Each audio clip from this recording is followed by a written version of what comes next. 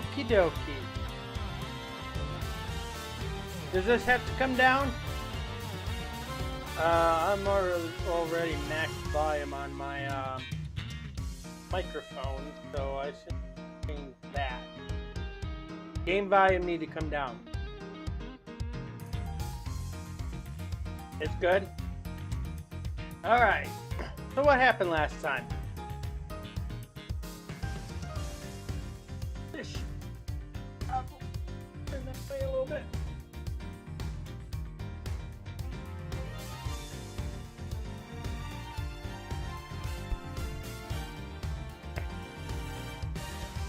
Do you remember?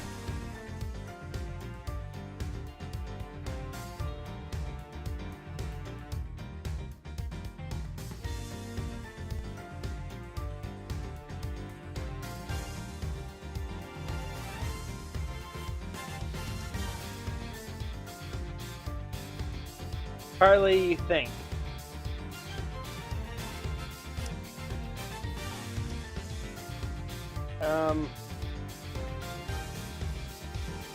We ran into the chief, the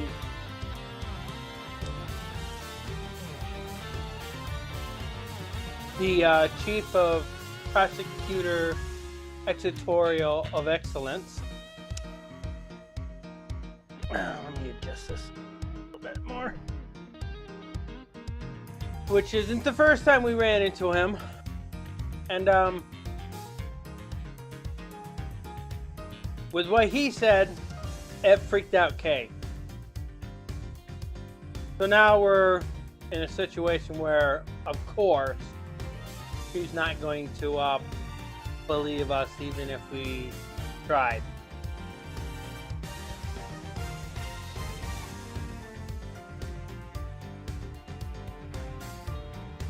And of course, Miles Edgeworth gets arrested.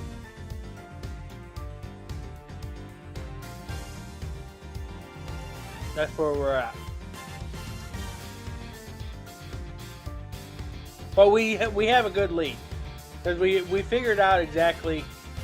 She didn't fall off the side of the building. She fell into a little hatchway that led into an underground auction. Which is illegal. Even for the police.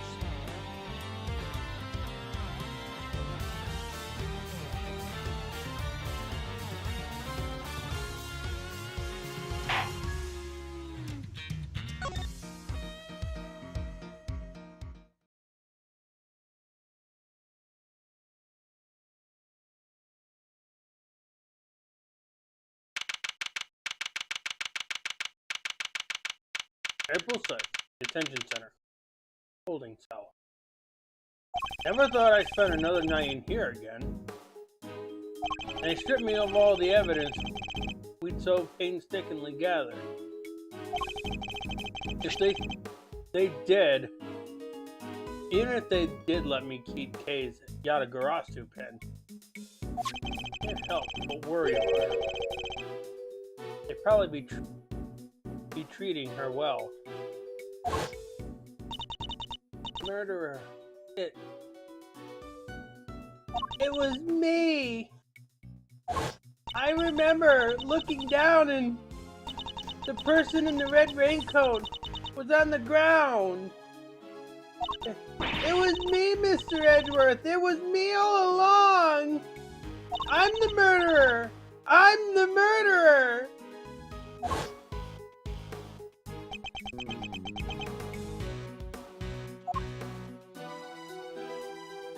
Come on, let's go. You've got a visitor. A visitor? Who? Someone by the name of Dick Gumshoe. Oh, want me to send him away? No. So I'm not sure what to even say to him. April 6th. Detention center. Visitor's room. Wait there.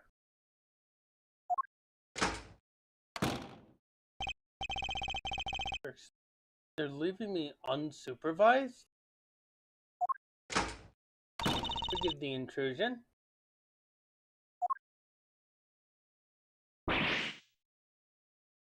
Judge Cavell? Please, Mr. Edgeworth. Take a seat. What are you doing here? I was told it was Detective Gumshoe. I imagine you wouldn't come if you knew it was me. What would you possibly want from me now? Suppose I should better find out. You may not be aware of this, but you are only permitted to meet with specially approved visitors. So I'm to be treated like a dangerous criminal, am I? Suppose my reputation has rather plummeted. It has indeed. For you, of course, and your friends. That attorney and the other girl were raising quite the fuss earlier. Thunder and Emma. Saw them launch some extremely heated words at one of the guards. No! You didn't! You may thank the goddess in that regard. For even she is too busy to deal with each and every infraction. You must have a lot of time on your hands. Oh, speaking of which, Silicon Karma is continuing the investigation where you left off. Just thought you would like to know. I figured you would be worried about how they were all doing. Take a minute, but she read me like a book. Let's cut to the chase, Your Honor. Why are you really here? I'm here simply to talk. Nothing more. There's something I wish to know about you. Me? Yes. Well. Objectively speaking, you are highly intelligent and quick-witted. Wait. And a born prosecutor at that. Please, Judge Cavell, your sarcastic praise is but salt on my wound. But I sincerely mean every word, Mr. Edgeworth. And it is why I fail to understand you.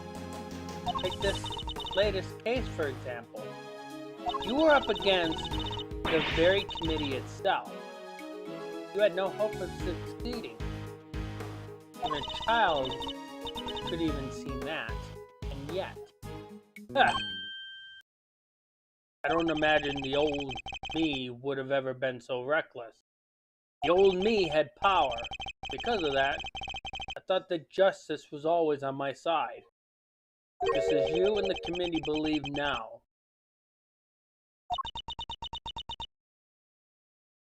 But a certain person changed my mind. He made me reckon with my selfish and skewed sense of judgment. You know who he's talking about, Di? I think you do. I think you really do.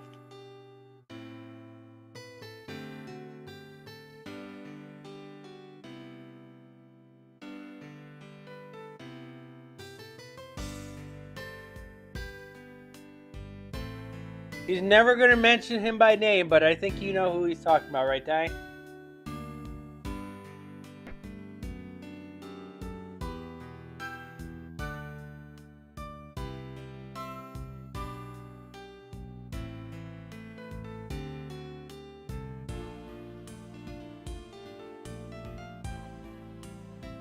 Don't worry. You won't miss him that much.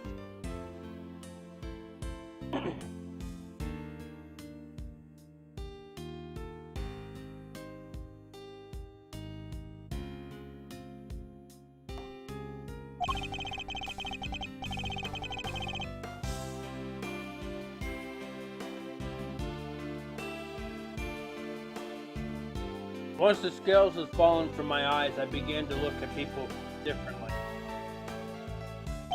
I saw that I was only able to be an effective prosecutor, thanks to the efforts of those around me. Detective Gumshoe, the many investigative officers of the force, and even Kay. it changed me.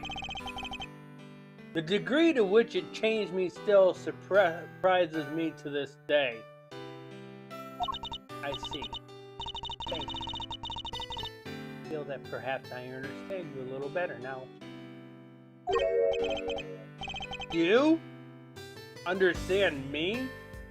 I highly doubt it. Someone who is so focused on forcing their ideas of justice onto others can't possibly see what I see. Is that so? Is that what you truly believe? I will say one thing. This has been a very interesting conversation. That is all. Before I go, there is one remaining matter. I was asked to inform you that the date of your hearing has been confirmed. It will be held today. And the trial... Excuse me. Excuse me. It will be held today in the trial chamber. The committee sends its warmest regards. That was all you had to tell me. You could have just sent a message. And trust the goddess's word to another? That wouldn't do, oh, would it?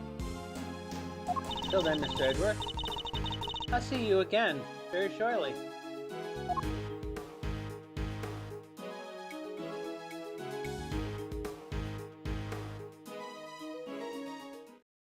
April 6th. Detention Center. Holding cell.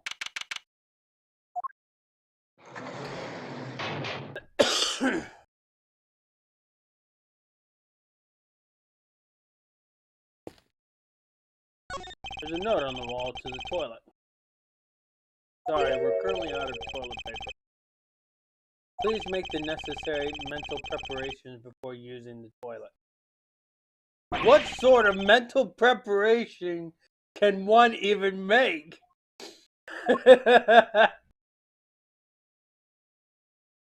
I feel like that's a crime.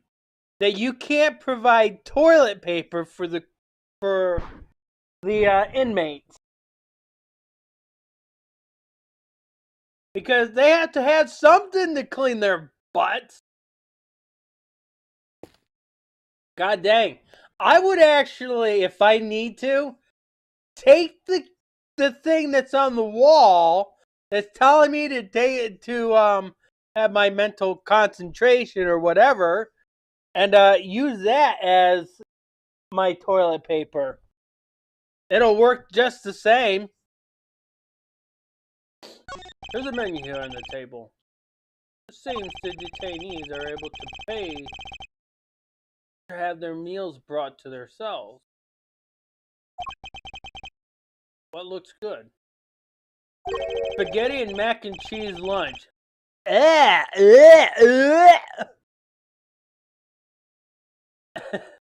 linguine for only $1.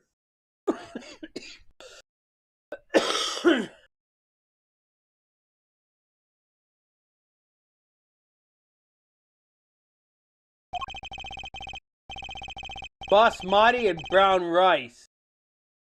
For a limited time only, add regular white rice at no extra cost. Well, that one don't sound too bad. It's probably for the best, so I'm not very hungry.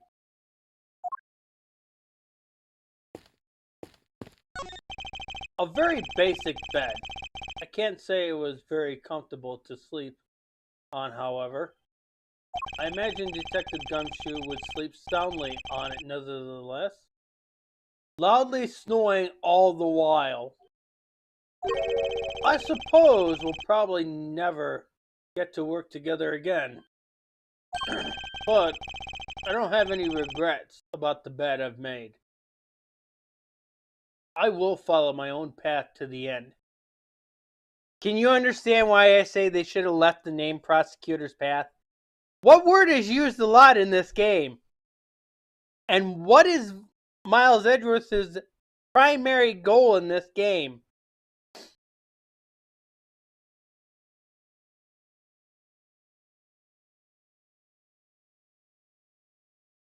That's why I said the name Prosecutor's Gambit does not make sense for this game. Because he's not gambling his career. He is setting forth his own path.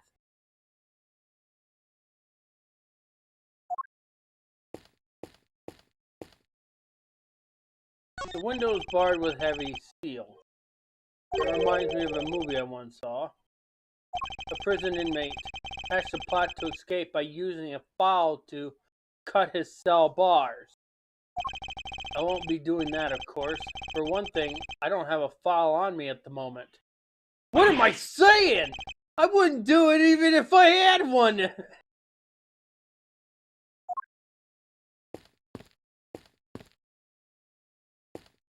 I barely spent any time in here, and already I can feel my personal appearance slipping. I may have given up my badge, but I mustn't give up on myself. Collar. Slightly creased. There. A tidy outside being a little tidy inside. Which is why it's more important now than ever to take care of myself.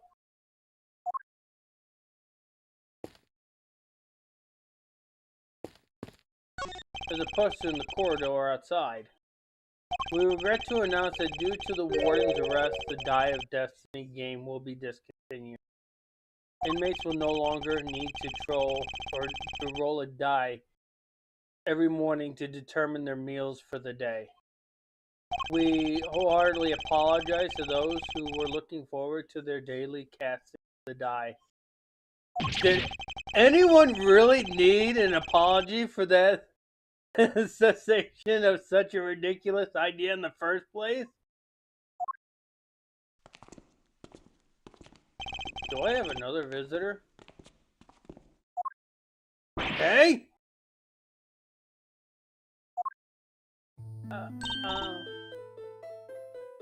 Thank goodness you seem alright. That's a load off my mind. Oh, such heartache scene. It's enough to sniffle. Make a grown man cry. You're still not your usual cheery. I mean, you have to stay positive, okay? You didn't do anything wrong. In fact, I guarantee you didn't. No. You have to let me go. I'm the murderer. I know that now. But you're not. You can't be. Why don't you have any faith in yourself? How can I, Mr. Edgeworth? When there is no me left to believe in? Not at all? I don't think that's true. Well, you lost your memory. We spent quite a bit of time together. And I dare say you left quite the impression on me. You see, there's still plenty of you left. That's why I believe so much in your innocence. And why you should believe in yourself, too. Thank you. But I can't. It would just cause more pain for the both of us. Please, you have to forget her. Forget that Kay. She's gone. Kay, no! You remind me of my young... So noble, so bold! This is the justice you and the committee stand for? Justice?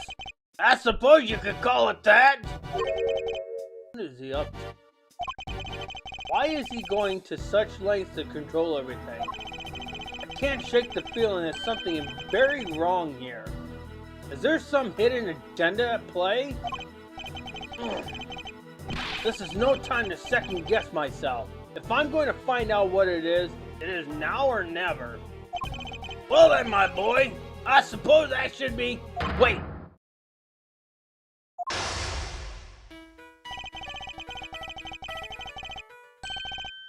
Why is the chairman so interested on seeing Kay charged with this murder. It doesn't make any sense. There must be some rhyme or reason to this madness.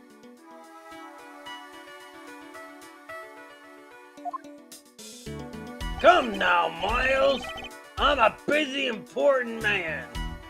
I can't be wasting any precious time talking to you. The only way out of the current predicament is through Chairman Winter. So much to ask and so little time. Let's start by trying to find out why he rushed to have Kay arrested so quickly. I just can't let this happen. I'm getting answers. If it's the last thing I do.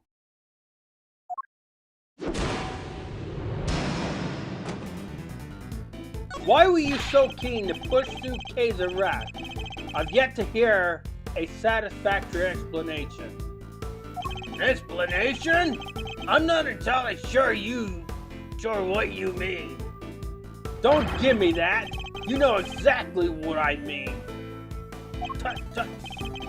I advise you to moderate your tone, dear boy. Did I remind you of your position?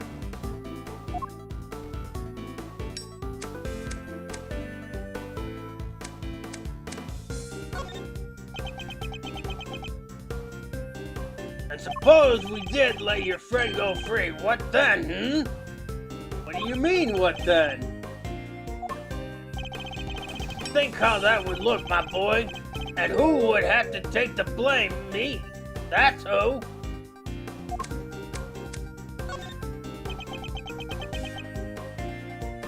You're right to keep your mouth shut. That way, you won't say anything foolish. In my heart. Oh, will you? Things were coming along nicely until you interfered.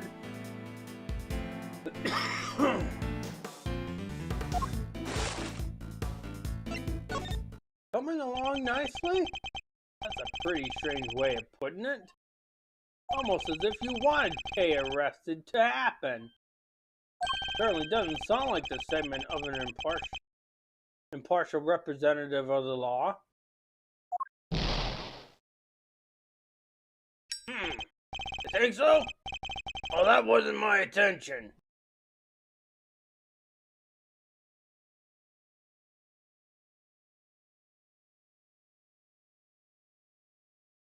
Has it occurred to you that you might just be overthinking things a little?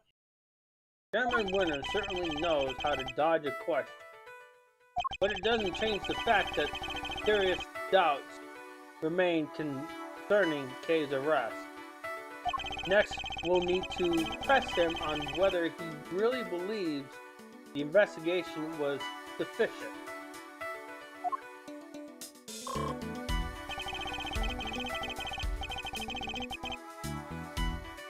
We can't allow any of his statements to go unexamined, no matter how trivial they may seem.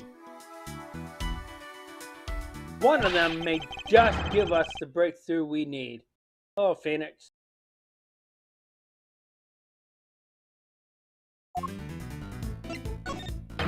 You can hardly say your investigation was sufficient. And you're the one who called all the shots, weren't you? Including the decision to have Kay arrested. Oh, I'm afraid I'm nowhere near as influential as you think, dear boy. You're the chairman of the committee. It doesn't get much more influential than that. Not that I care about such things.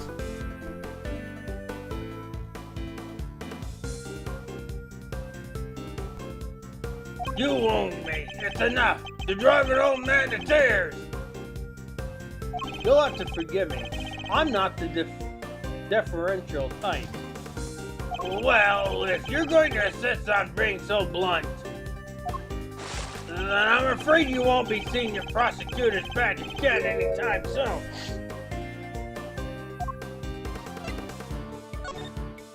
Let me make something clear once and for all. That badge isn't the be-all, end-all for me. Far from it. I'm not concerned with titles or roles. Even you must understand that much.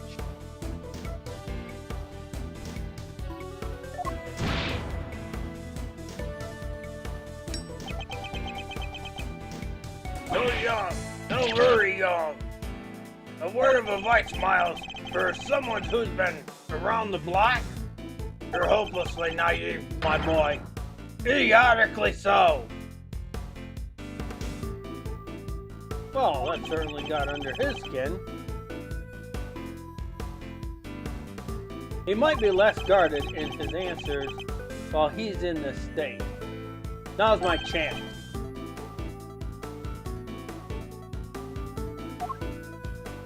How much time was spent on your investigation altogether?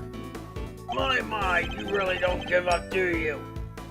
Even my patience has its limits, you know. What a coincidence, so does mine. Now answer the question. Do you believe that your investigation was sufficient or not? The youth these days won't to be the youth these days are wont to be reckless. What the hell does that song write? Writer, fix that! It makes me want to put you in your place. I have no idea what the writers wanted to write there. Our won't doesn't make sense.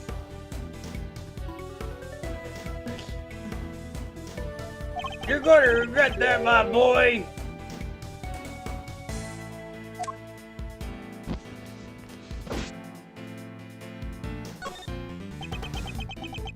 Well, maybe you do know your place after all.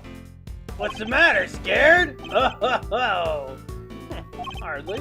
I was just thinking about how best to proceed.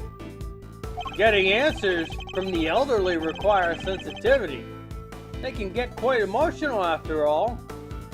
You have no common sense whatsoever, do you? Don't you understand? Your fate rests in my hands.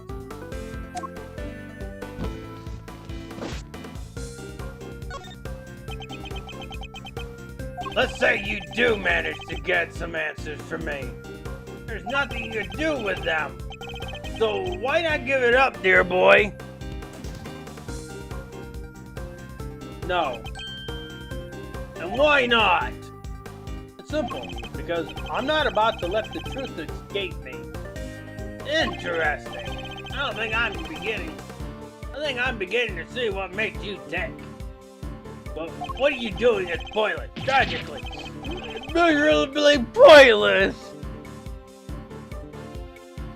But please, just give up. She's guilty. The decision has been made.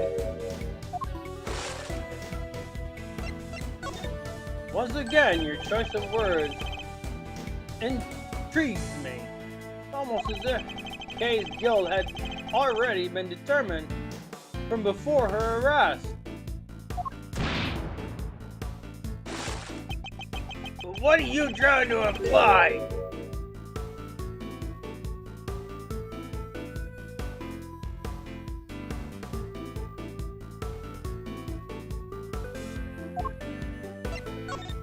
I'm implying that things haven't gone as they normally should. In fact, everything has proceeded as if Kay's arrest was the end goal right from the very start. Well, Chairman Winter, was it? That's certainly an intriguing story. Let me take a look at what we got here.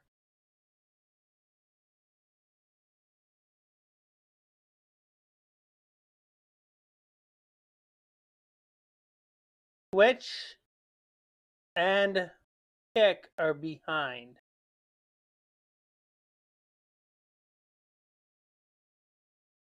Kick just...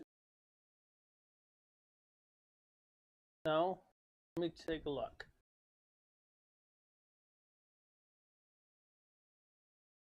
Oh. Yeah. We're losing frames on everything except for Twitch, it looks like. YouTube is losing the most. Let me... No, Twitch lost frames.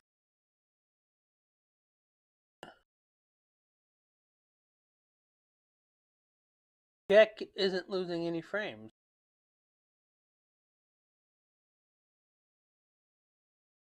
Let me check. Hold on a sec.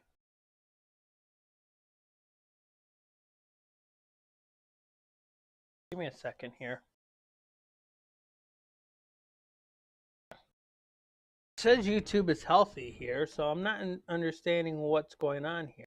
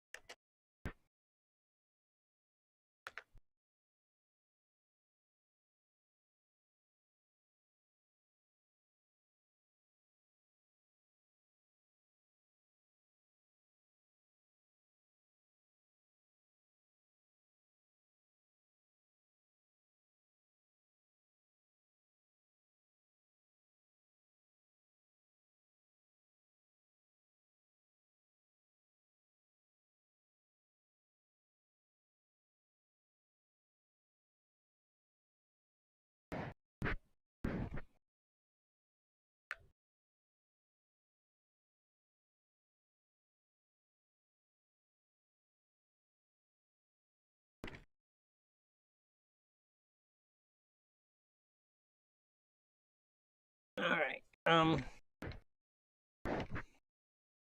it just seems like I'm not getting my speeds that I need. Because XSplit, I've also have an issue with XSplit not having the right video encoder set up for it. Alright, but we will continue anyways.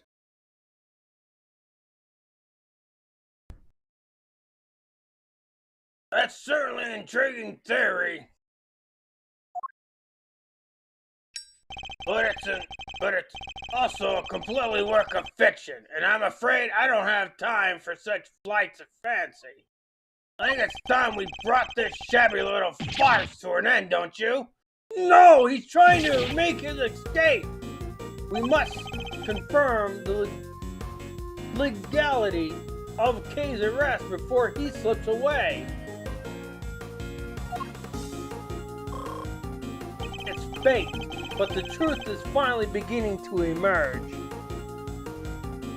And I'm not about to let this opportunity pass me by.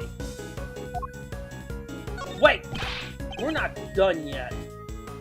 I'm tired of all this talking, so make it brief, will you?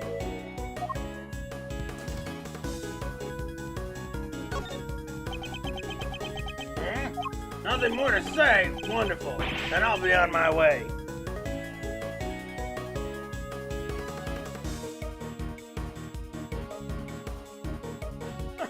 It seems the silent treatment won't work every time.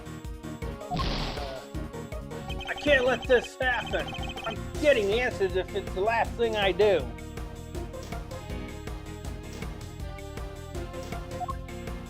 Wait, we're not done yet. I'm tired of this talking, so make it brief, will you? Based on everything I've heard from you so far, it's clear that Kay's arrest is entirely unfounded. Yes, I think we're all familiar with this particular refrain of yours by now. I'm afraid it doesn't matter either way. You don't have what it takes to secure her release anyhow. How dare you think so lightly as a man of the law? My, aren't you the rude little boy? But my fuse is only so long.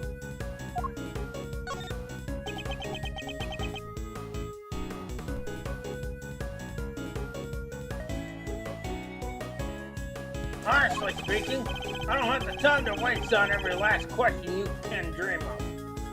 I have certain responsibility to attend to, you know. I really am quite the busy man.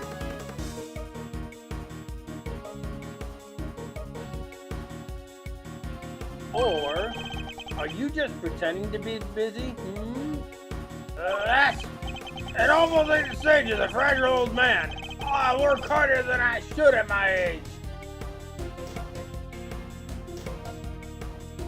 I ask you, my boy, what could I even hope to accomplish by putting up such a pretense?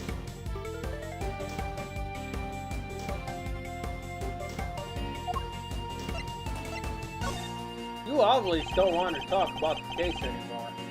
That's why you're so keen to get out of this conversation, isn't it? It's just so tragic. It really is. Why you suspect me of such things? It's not a suspicion. It's a certainty. There were no clear grounds on which to base Kay's arrest for a start. No, my boy. Let's not get carried away. There was plenty of evidence to support our case. The mask, the letter, the corsage. These were all in her possession. And of course, her confession. More than enough to build her guilt, I say. Those are... What's the matter? Girl, you come up with a way to explain everything away?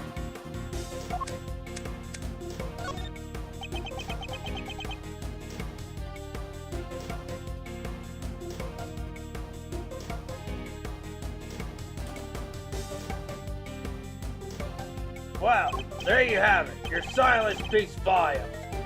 It's true I can't counter your argument right now. But you did let something valuable slip. A suspiciously detailed knowledge of the evidence against Kay. He rolled off that list like he knew it inside out. I think that might prove to be a valuable clue. Wait, we're not done yet. I'm tired of all this talking. So make it brief, will you?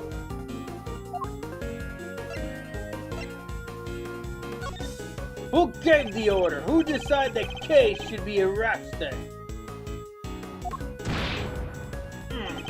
No? I can't seem to remember.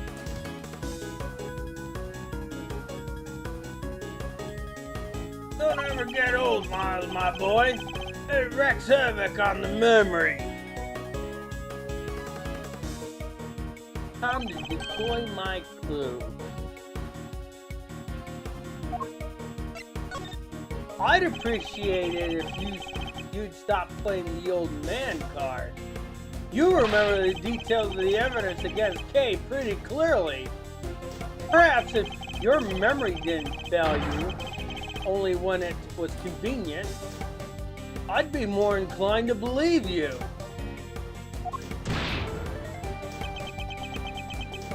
So let me ask you again, who gave the order for Kay's arrest?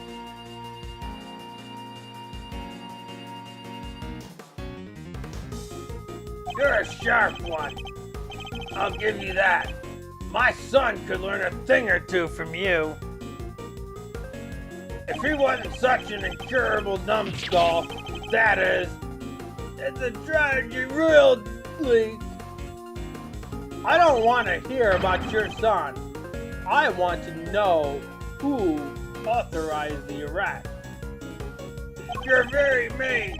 You know that, don't you? The arrest you're saying? I believe the order was given by... Come on, Chairman Winter. We both know it was you. Alright, you got me.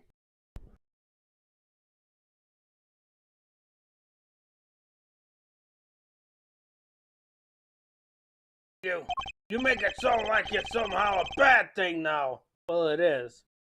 You arrest somebody without any means, it is bad. It's actually illegal.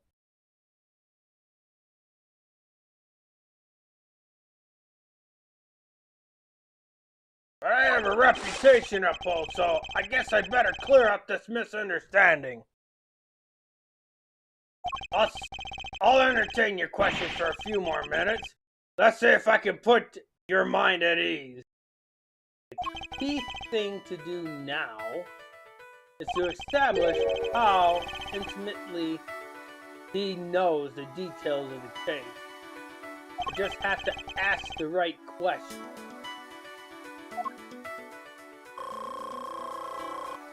The endgame is at hand.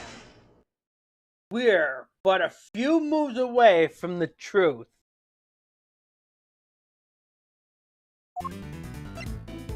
You seem to know the case in quite some detail. I know about a lot of things, my boy. I'm just smart like that. Too bad that thing can't be said about the way you handled Kay's arrest.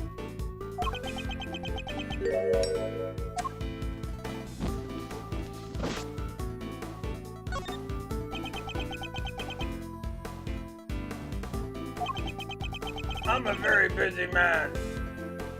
You try to remember that I can bring that little chat to an end whenever I so choose. It's only taking so long because you won't give me a straight answer to any of my questions. If only you'd stop giving me the runaround, we'd be done already. So let's try this again. You seem to know the details of the case quite admittedly. Why is that? Because I read the case file. Not exactly the most trivial use of my time, of course, but it's part of the job. I have to be a good role model. I can't be seen to be slacking. It can be so hard. But I have some time on my hands, so I read the whole thing from cover to cover. Oh, there's a contradiction. That's strange. I could have sworn you just told me you're a very busy man.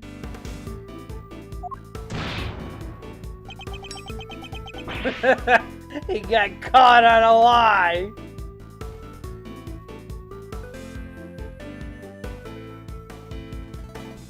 I'd say the cracks are finally starting to show, wouldn't you? If you're so keen on being an upstanding leader, you can start by releasing Kay, you know.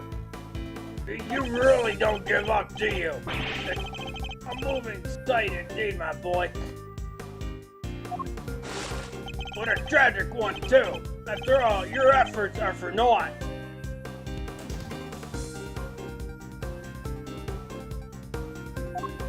I'm afraid your little friend was found unconscious near the scene of the crime.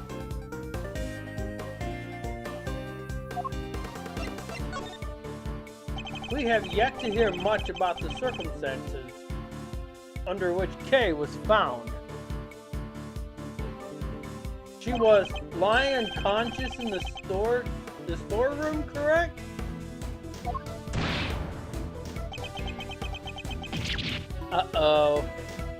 Uh-oh, he revealed too much. He revealed too much.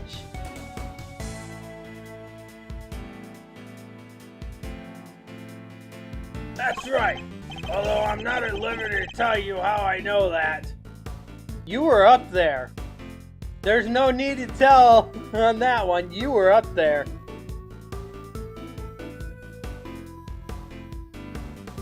He knows things even we didn't. In fact, he seems to be aware of every tiny detail about this case. This could be a valuable clue.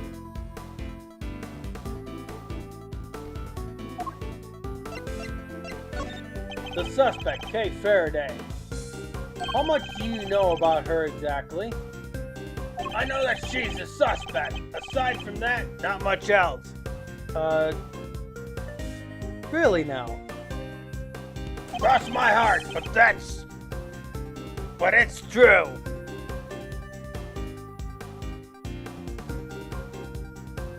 Time to be doing my thing. Sorry, but the more you tell me, the less sense your story makes. For one thing, you know details that even those investigating the scene were not aware of. Why is that? Just how much do you really know, Chairman Winter? Oh, there's that intimidating face you like to make again. Well, you can play at this game. How do you like me now, hmm?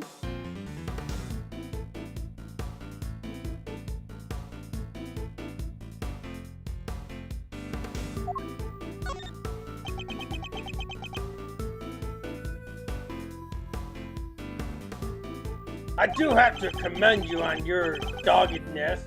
It really is something. I think that is a compliment. Take it however you like, but wrap this up, will you? I just don't have the stamina anymore. She's the culprit, the only possible suspect. Just accept that already. How much more evidence did you want to load her down with, for goodness sake? Load her down with? And another interesting turn of phrase. One that makes it sound a lot like the items Kay was carrying might have been foisted upon her. So, admittedly, he's already saying that the evidence that was handed to Kay was all fabricated. Which is how Manfred von Karma lived. Impressive. You really do pay attention, don't you? It's no wonder they used to call you a prodigy, Mr. Ex-Prosecutor. I think you know the answer to your own question by now. Why don't you just go ahead and say it? I want to hear it from you. Finally time to shed light on that truth. All that's left is to play one last move. Kay is innocent. No, my boy, that's just clumsy. Anyone can blurt out a baseless assertion like that. Even a disgraced superstar prosecutor. Time to display my clue. Kay was framed. The true culprit set it all up so she would take the fall instead. Well, Edgeworth just told us who the culprit is. Di, do you know who it is?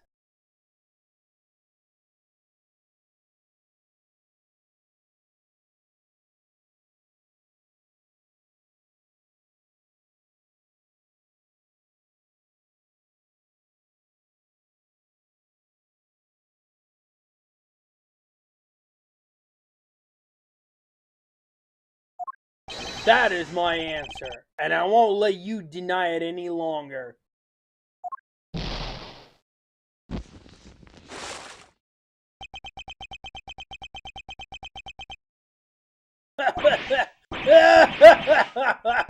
My, you really are a sharp one, hmm? It's a bit of a shame you chose to hand in your badge. I admit it. You're right on all accounts. And that's checkmate.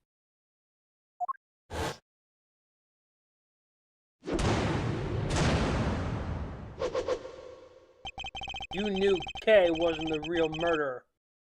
Yet, you still had her arrested. What's worse, you thought you could get away with it. You won't. Not if I can help it. There you go with the naivety, young boy. I guess that was always your problem.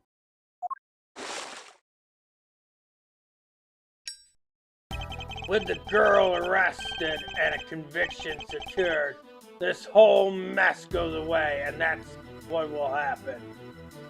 But whose interest does a conclusion like that serve? The committee's, I suppose?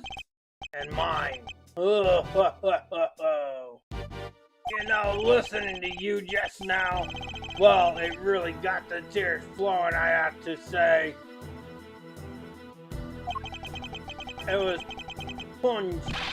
poignant and heartfelt and sincere and utterly infuriating.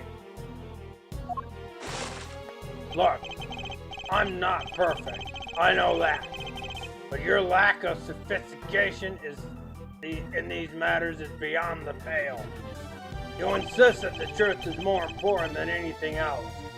But would you say the same if you knew what the real value of the truth is?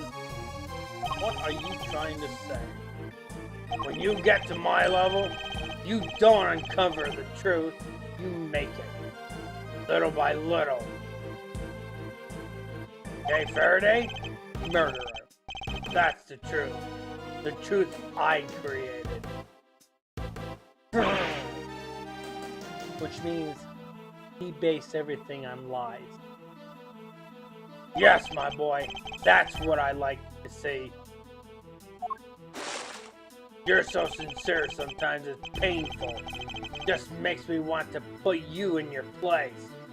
Knowing the real truth will get you nowhere. Because that's how much it's worth. Nothing. Shocking, I know. Why not go after the real killer? How much do you even know about what really happened? You're still not getting it. That's your truth. And it's worthless. Mine is all that matters. You understand what I'm saying, don't you? Mr. Ex-Prosecutor? I have all the power here. Curse you! Oh, aren't you menacing? You and your little friend are just as bad as each of the others. Violent criminals who deserve to be locked up. You'll pay for this! And with that, yet another person disappears from my life. Oh, it just makes me want to cry! And cry! And cry!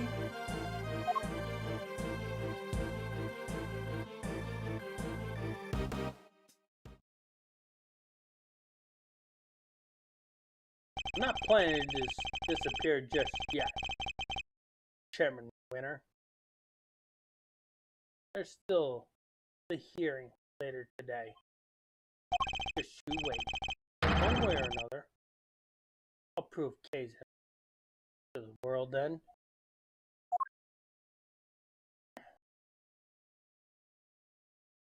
April 6th, 8:30. Committee for Prosecutorial Chamber.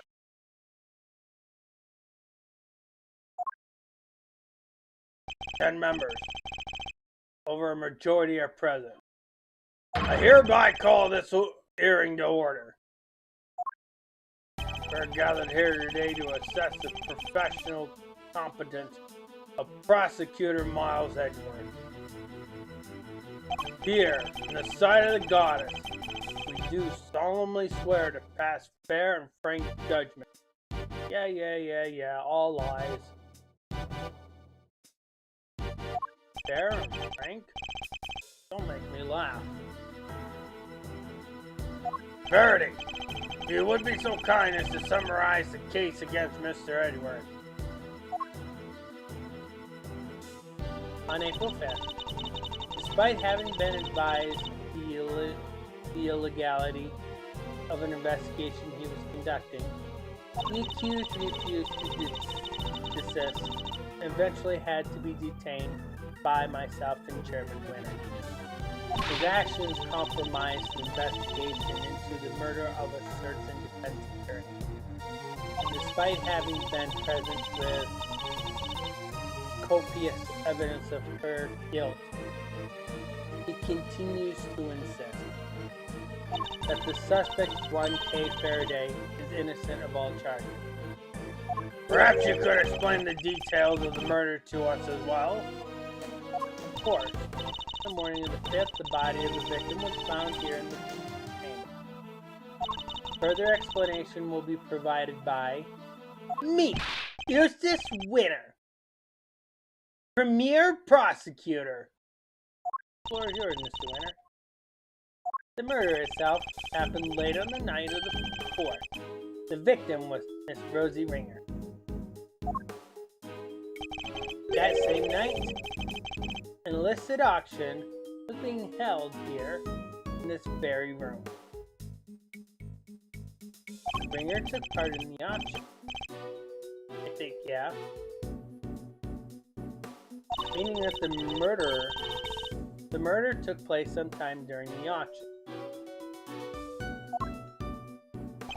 When she was found, Ringer was dressed in an outfit that matched the description of the auctioneer. However, due to the fact that the auction carried on after the murder and occurred, I deduced that Ringer was not in fact the auction. You deduced nothing of the sort. What about the bases on which the suspect was detained, Mr. Winter? Yeah, I got this. So Faraday was overcome by crushing remorse and Eustace? Yeah, that. Tons of crushing remorse. So she confessed. According to her confession, she was on the roof of the building when she encountered a person in a red raincoat on the viewing platform. That person was Miss Ringer, I take it? Precisely, Mr. Chairman. The killer dressed the victim in the auctioneer's outfit after the fact. But at the time when she was killed, Miss Ringer was wearing a red coat. Now, I'm looking at this picture. Di, I think you can see it too. That does not look like a woman's body, does it?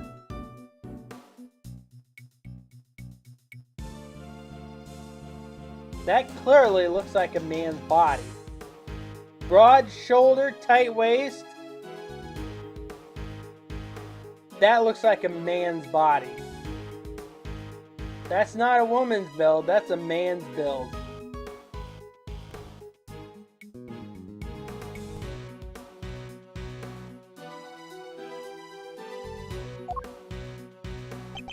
And who won the race to find the raincoat nearby? Me, that's who. Did you? I thought it was somebody from forensic. Strictly speaking, it was found by one of the forensic investigators under Mr. Winter's. I knew it! The blood analysis on the coat showed that it was indeed Mr. Ringer who had worn it. The suspect's confession was the final nail in the coffin. He confirmed having committed the murder. So as you see, Faraday was the killer. No way anyone else could have done it. Alright, Miles, I expect you have some objections. Let's get them out of the way, shall we? I have no objections, Chairman Winter. Well, now, is that so? I thought it would have taken... Objection! No objection to the matter of my unauthorized investigation, that is. But in the matter of Miss Faraday's supposed guilt, I have plenty. Overruled. I can personally attest to the fact that Mr. Winter's investigation was fair and impartial. Yeah, of course it was. When it comes to carefully conduct ops, I'm the winner every time. You know, Miles, it's within my power to offer you a plea deal of sorts. If, and this is purely hypothetical, of course, you were to withdraw your objection, you might wake up tomorrow to find yourself the proud owner of a seat on this committee. I'll ask you again, do you have any objections, Mr. Edgeworth? If you think you can buy my silence, think again. You will watch your mouth. Only if the chairman watches his. I didn't come here to talk about committee seats. I came here to talk about the murder case. I demand a statement under oath, and I won't rest until I have one. I want to know exactly what the committee's view on the incident is. You want to put us on trial, my boy? Very well, if it will make you happy. Verity, please provide Mr. Edgeworth with the materials pertaining to the case. Really? But, sir, this will be his last hurrah.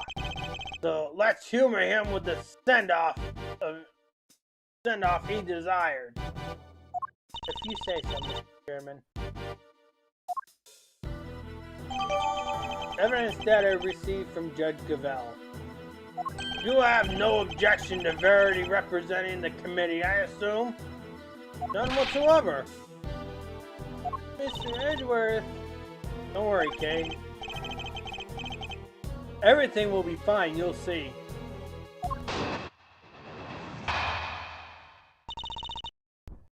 Committee's view of the case. Mr. Ringer attended the auction as a potential buyer. The red raincoat was one of the items up for sale. So our assumption is that after winning and paying for it, she left the auction with her purchase. The only exit for the storeroom was, of course, the hat, leading up onto the roof. After she emerged onto the viewing platform, that's when Miss Ringer was attacked by Ms. Faraday. Shortly thereafter, her flame went out, and thus concludes the committee's view of the case. Raincoat was on off for that night? Is that really true? I believe so, yes. Remember the failed assassination attempt on the president of Zangfala, I assume?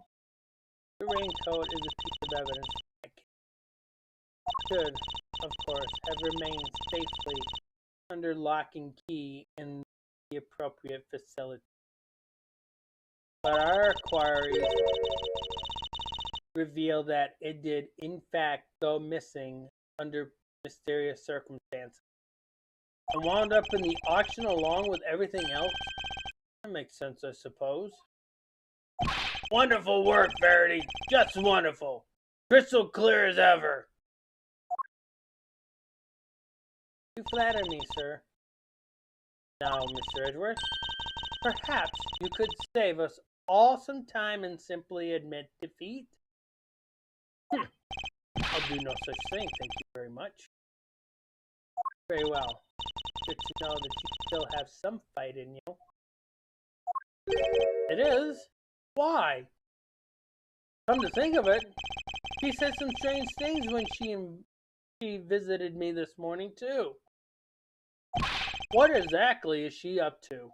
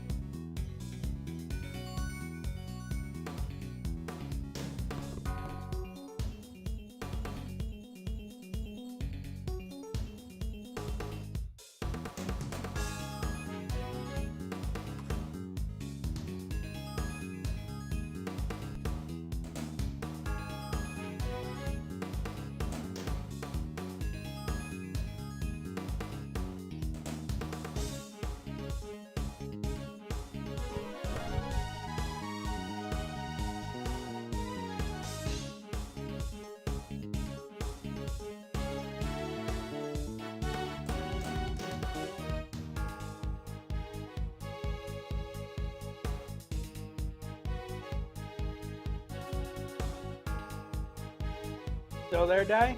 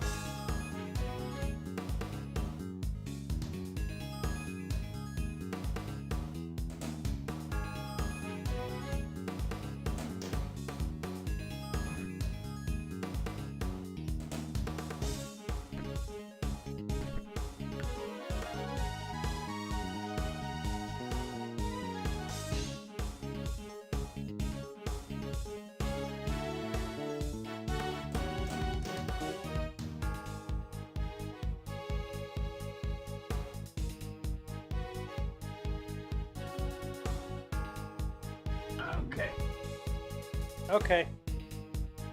Let's take a look.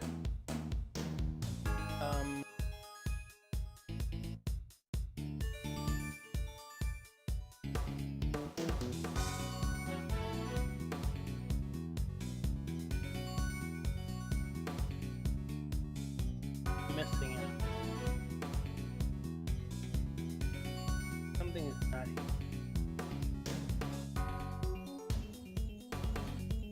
Oh, sign in.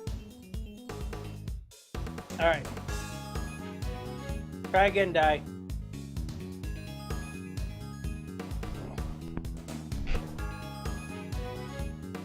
Try again. I probably should have this one up too. I forgot that that's...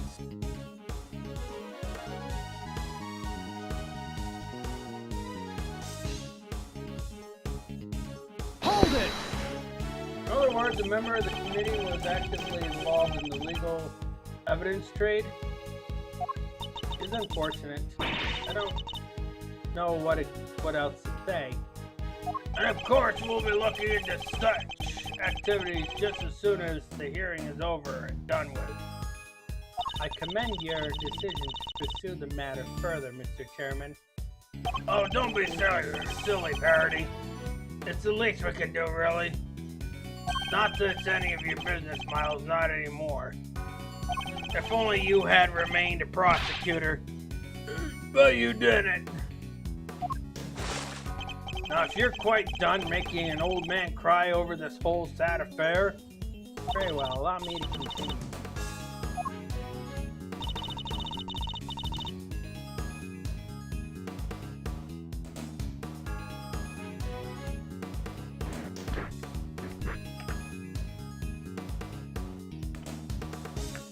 Hold it! So the raincoat really was one of the auction's lots? That's correct. I believe it originally belonged to Kelly the Killer. Considering its status as a piece of evidence, it's the only logical conclusion. It's from when he made his attempt on the president's life? There was an explained mannequin standing against the other side on sale. It could have been used to display the code proper to the auction. Do we know how the items were being smuggled in? That is still under investigation and is entirely unrelated to the matter at hand. Especially considering that you will soon officially be prosecutor no longer, Mr. Edgeworth. Sounds like the outcome of this hearing is foregone conclusion. No surprises there. My personal circumstances aren't important right now. Please continue, Your Honor. As I was saying, the raincoat was one of the items up for sale.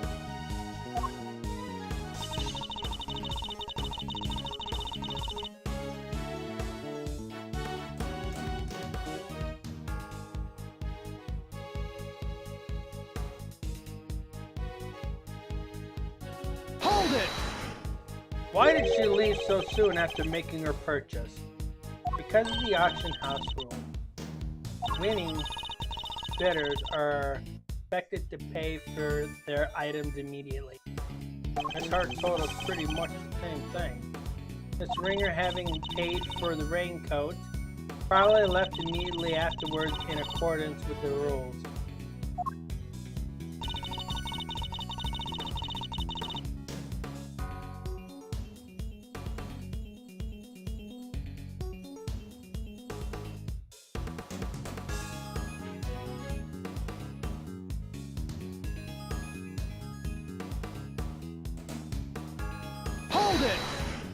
Miss Ringer was a member of the committee?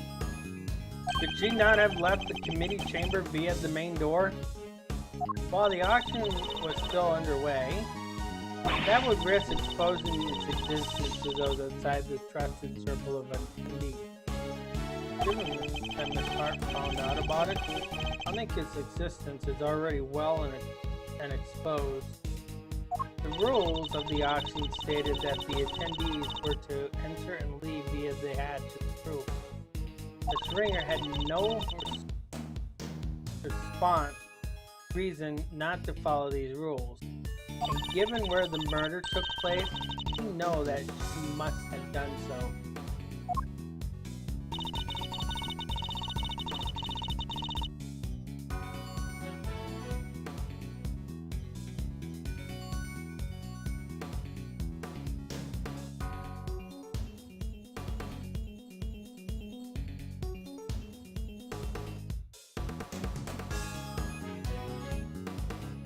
Hold it!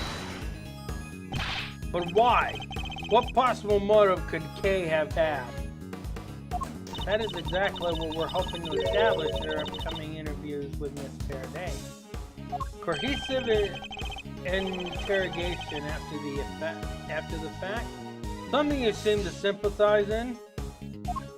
If the murderer knew that the attendees would all be leaving via the hatch, then the roof would have been the perfect place to lie in wait. So as I was saying, after she'd emerged onto the viewing platform, that's when Miss Ringer was attacked.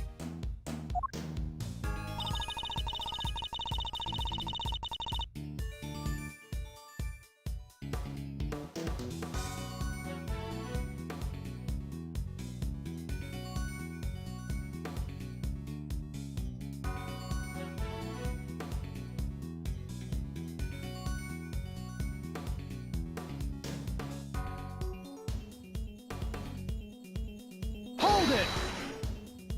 Her flame went out? The flame of her life, Miss Edgeworth.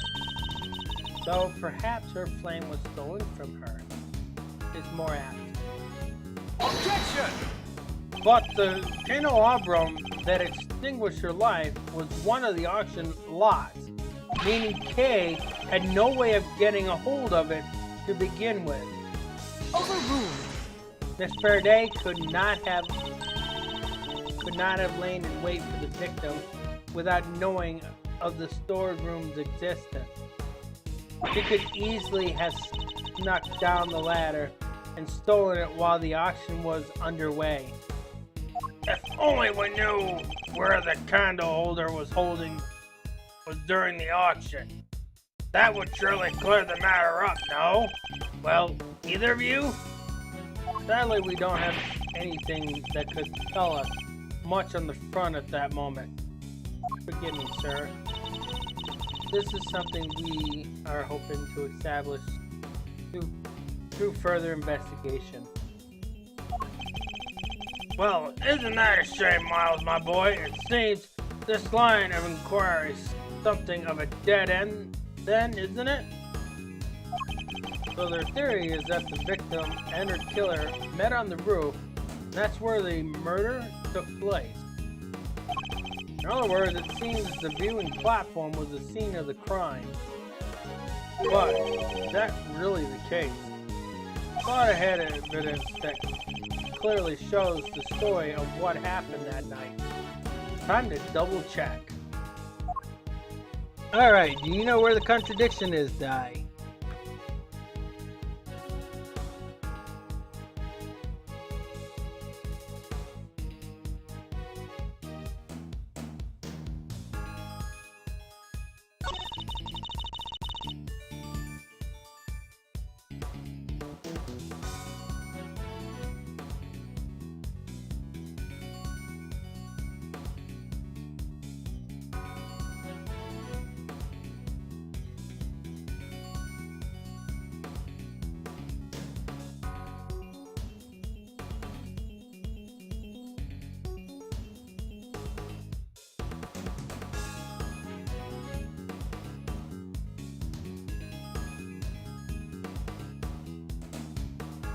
No, they've proven that it was.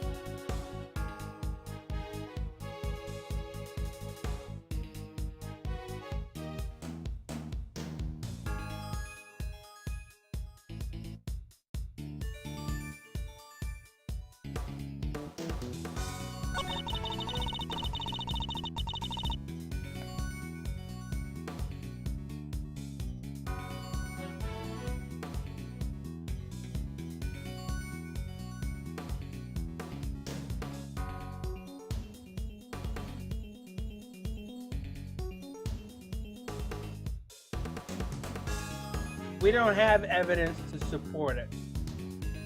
So technically that is a contradiction, but that is not a contradiction that we have an evidence for.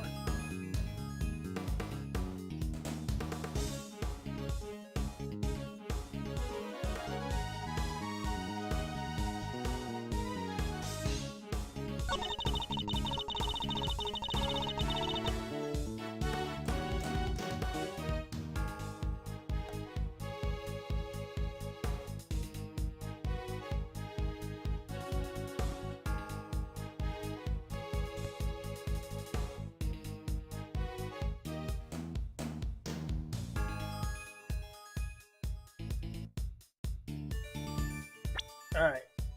What evidence?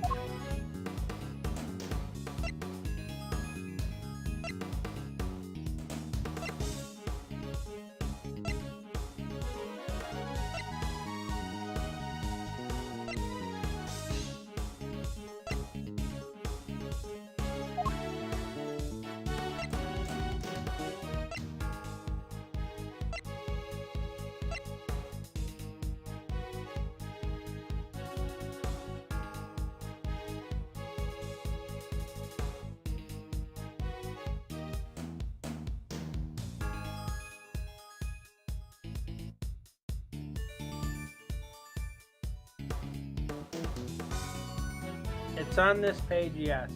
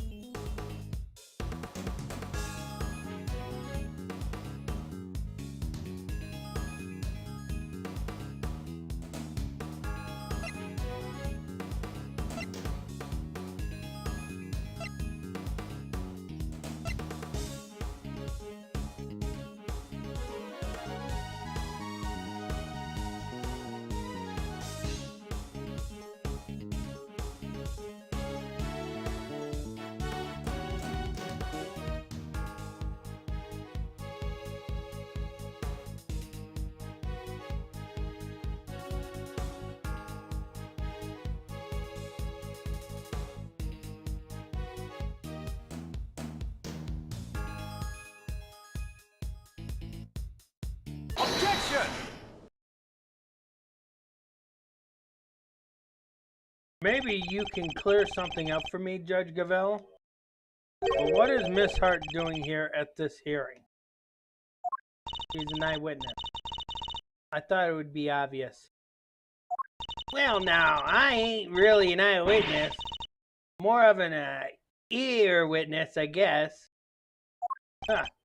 She's not exactly the most confident and inspiring choice to help you make your case, is she? I like to think I choose my allies a little more carefully, thank you, Mr. Edgeworth. Then you should question them more thoroughly, because there's something she hasn't told you. Take a look at this. It's a photo taken by Miss Hart. Yes, in the storeroom, correct? What of it? According to your theory, the murder occurred up on the roof. But according to Miss Hart's testimony, she happened to witness the entire incident unfold in the storeroom just before she took this picture. Wait! You're saying Gavel got it? Wrong. That's exactly what I'm saying. What? Miss Hart, if I may confirm your account of the event you witnessed that night, you saw the person in the picture, correct? I sure did. Clear as day. Ain't with my own And with my own 2 eyes to boot. And what were your impressions at this point? Impressions, huh? This right here is the scoop of the century, something like that. Yeah, that makes sense. I was hoping for your impression of the person in question. Oh, that there's a walk-in meal ticket? Seriously?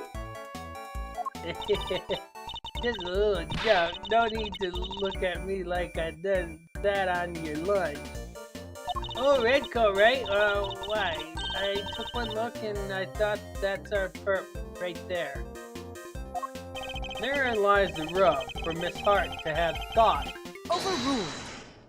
Oh, Mr. Edgeworth. When will you learn to use your words? If it's an explanation of the fact that you require, you need only ask, you know. What do you mean? Assume you're about to raise the issue of the voices Miss Hart heard? Voices that may be unrelated? Objection! Unrelated? You can do better than that. Was one of the voices Miss Hart heard really even Miss Ringer's? You're kidding me, right? Them folks was talking crying like turkey on my name ain't a lot of dang a heart. But did you hear them clearly? Can't really say for sure, but I can't rightly say nothing, and you know it. They were using voice changers. I done told y'all that. Precisely, Miss Hart. Her voices. Those voices were disguised. Which means we cannot even be certain that whatever she did over here had anything to do with the murder. Objection!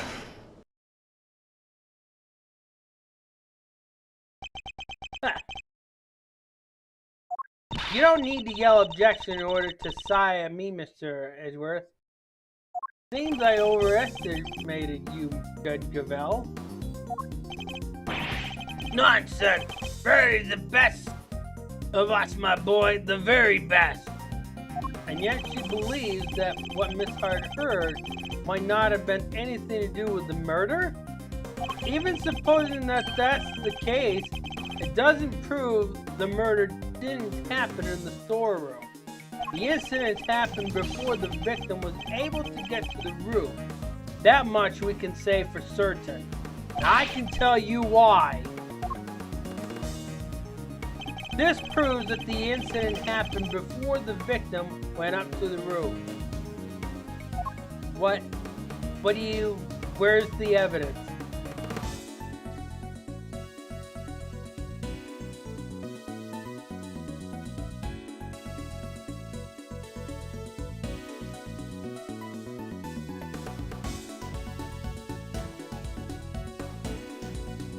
Take that!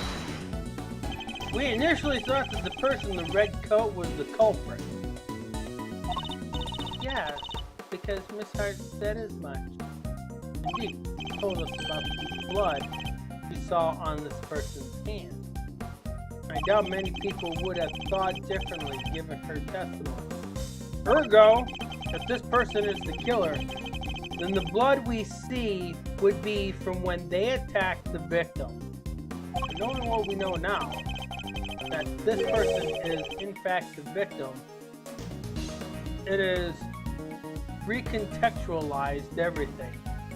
The person with the blood still shows that the picture was taken after the attack. But now it tells us something very important about the victim too. This picture tells us that the victim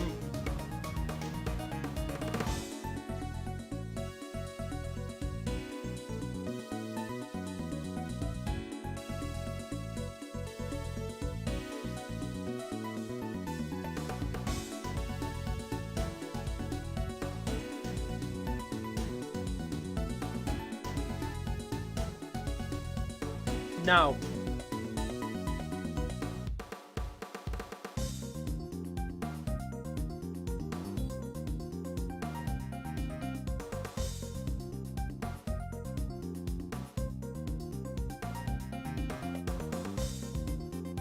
There's many reasons why she's not the ringleader.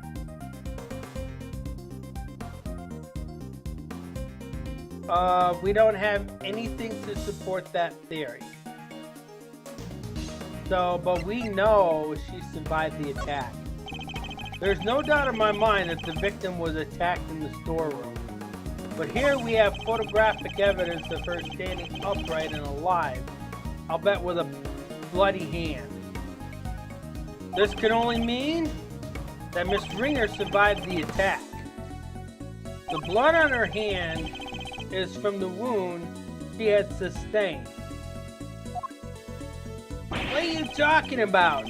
Who dies from a hand wound? The wound wasn't on her hand, Mr. Winter. I had imagined she had used her hand to try and stouch a wound. That's right. While it's impossible to tell from this angle, the victim was already mortally wounded here. Oh, ho, ho. Well, that certainly would change things, wouldn't it? Very much would. Not least by making it absurd to suggest that Kay was the attacker. Her encounter with the victim happened after this picture had been taken. After the victim had already been attacked and was in critical condition. I put it to you that all Kay witnessed was the victim finally succumbing to her wound. That would have been quite the coincidence. It's a textbook case of wrong place, wrong time, I'd say. You seem to be forgetting a rather important fact, Mr. Edgeworth. Well, that or pretending to not remember it. What? What fact am I forgetting? I think it's time to wrap things up, don't you, Verity? Put the boy out of his misery. Dad, Cavell works for me. Why do you keep giving her orders? That's my job. You really are a total and utter embarrassment. I'm not. I hate to break it to you, but you both are. Go to it, Cavell. Put Edgeworth out of his misery. As you wish.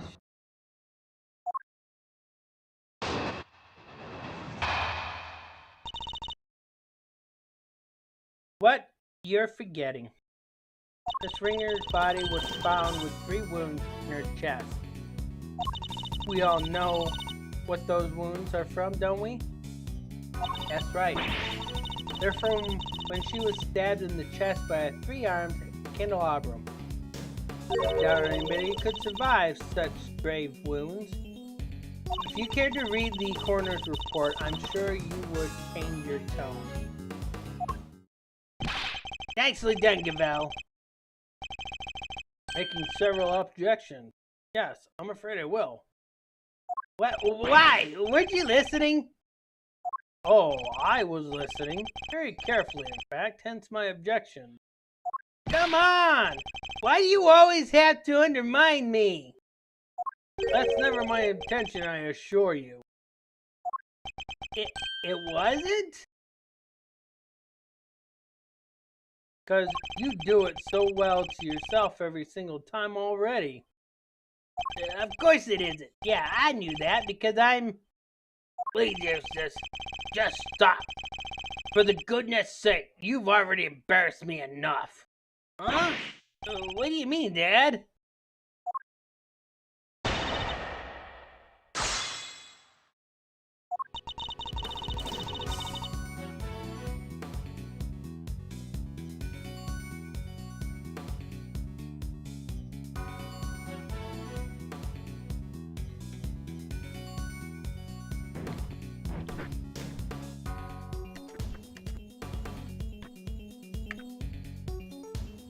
Hold it! 3 wounds. That can't have been pleasant. Yes. Which is why we must see that the perpetrator of this crucial act pays for their sins. Don't listen to her, Kay. She's just trying to scare you. If we could please continue on, Judge DeVille. Very well. As I was saying, there were 3 wounds.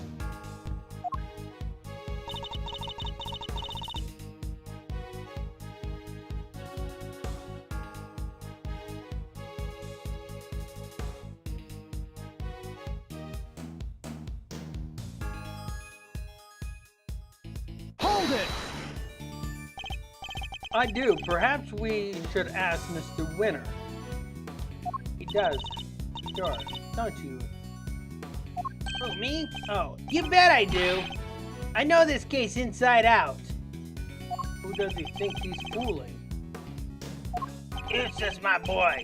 Make an old lad happy and at least glance at the coroner's report, would you? Sure, let's see. Yada yada, 3 puncture wounds, blah blah, candle holder. No way! That's what they use? Crazy! Huh, precisely. The wounds were inflicted just as Eustace says.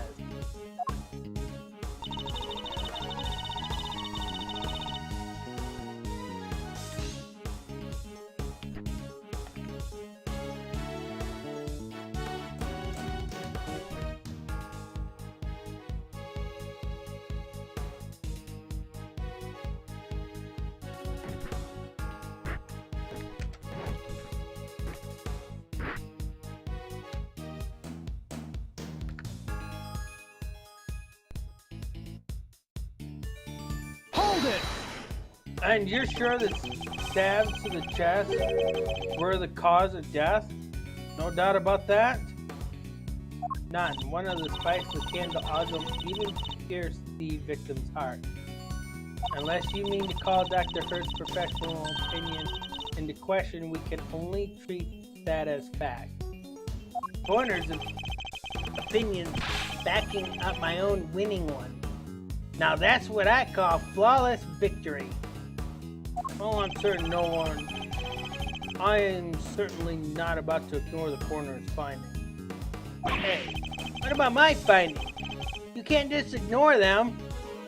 But if the cause of death really was the punctured wounds to the chest from the candelabrum, that would seem to contradict one of the pieces of evidence we've gathered.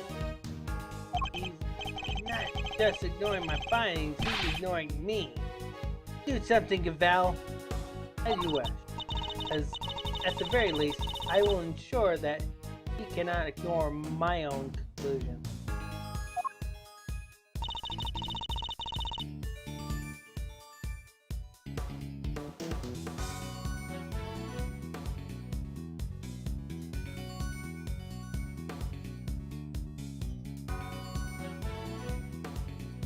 Hold it!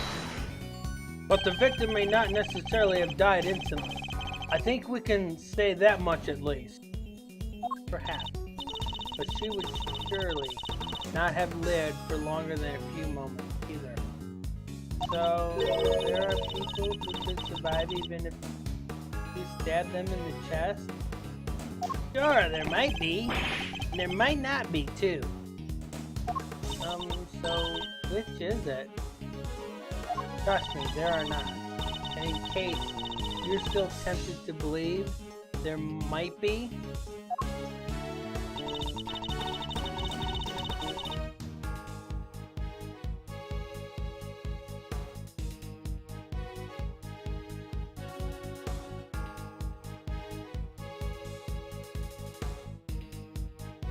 Hold it!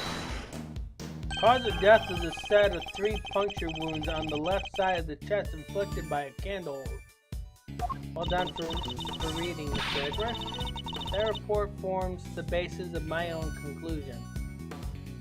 In other words, if I disprove what it says, I disprove your conclusions too? You have the strangest sense of humor. But I wouldn't mind seeing you try. However, before you do, I would advise you to read the report very carefully. After all, I am not interested in your opinion, only in solidly grounded deduction. Very well, then you shall have my deductions. Mr. Edgeworth, Don't worry, Kay. Everything will be alright. We need to find something to prove that the victim was still alive and breathing immediately after the attack. If I cannot, Kay's fate will be sealed. Okay, which statement?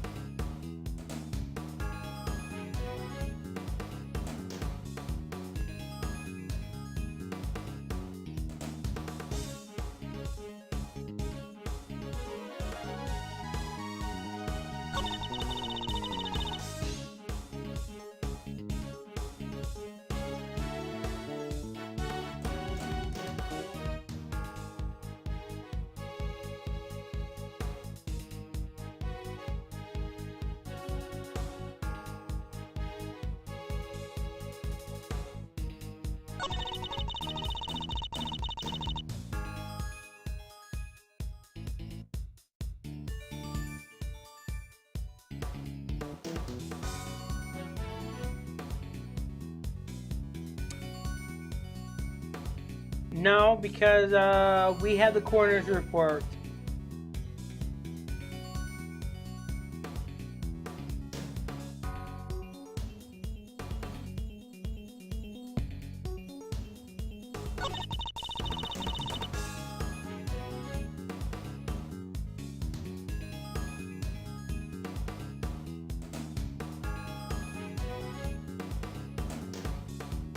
This can't be disproven because we don't know the severity of her wound.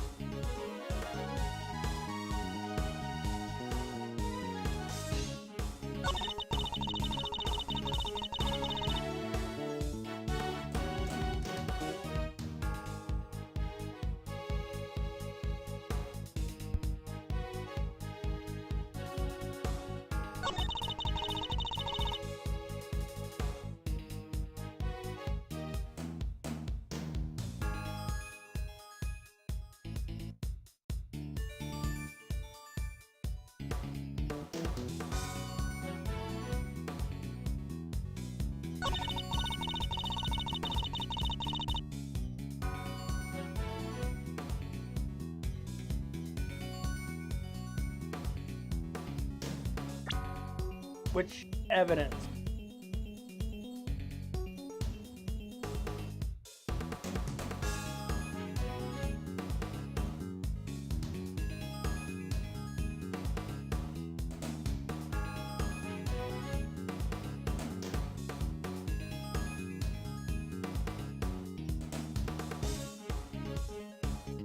No, it would not be the candle.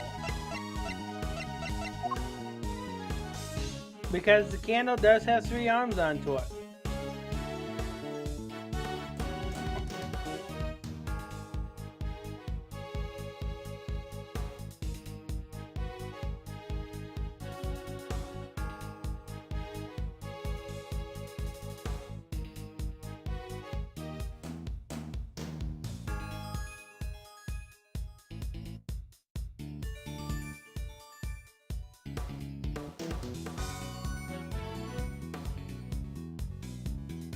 No, this page is not going to help us.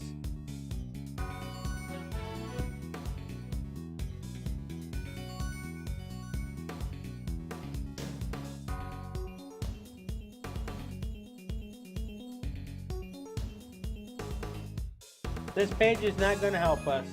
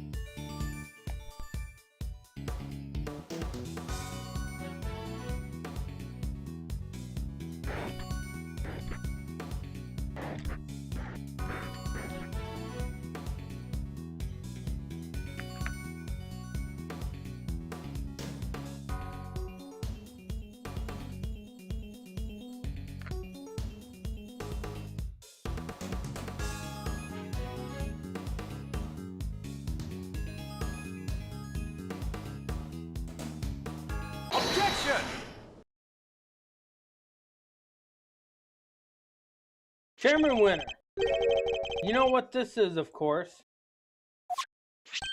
The red raincoat. That's right, isn't it, Verity? Yes, sir. The one Miss Ringer was wearing. I warn you, Miss Edgeworth, you will not be thanked for retreating old grounds. Retreading old ground here. Well, I'm afraid I might have to regardless. Now then. If you'll answer this, Judge Gavelle, you told us that the victim's bloodstains were found on the coat. Do you remember where exactly they were found? Of course, they were found on the hood. And no! What's the matter, Verity? Hood and... Was blood found anywhere else on the raincoat? No, it was not. Doesn't that strike you as odd? The victim died of stab wounds to the chest. Wouldn't that lead one to expect to find bloodstains in that area? And yet, there was blood only on the hood. That's a glaring contradiction if I ever saw one. The head wound the victim suffered wasn't just some incidental injury. It was inflicted before the stab wounds to her chest. Perhaps you are correct. Perhaps the victim did sustain the head injury first.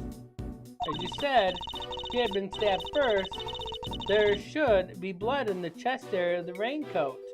Therefore, Miss Springer could not have been stabbed before the head injury had been inflicted on her. But even if we concede this point, that the head injury came before the chest wound, what difference would it make? How does it change our understanding of the case? I'd say it changed things in a great deal. In fact, it raises an even more fundamental contradiction.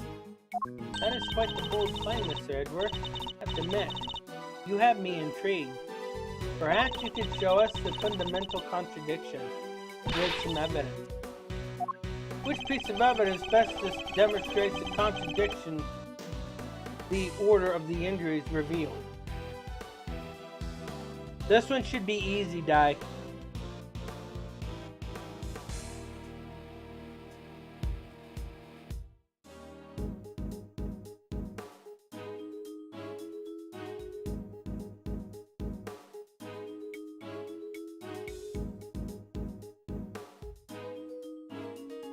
No, it's not going to be on this page.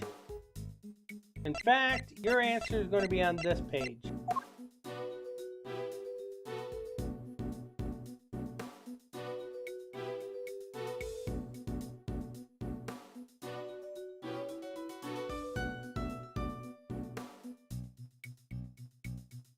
Coroner's findings. Take that!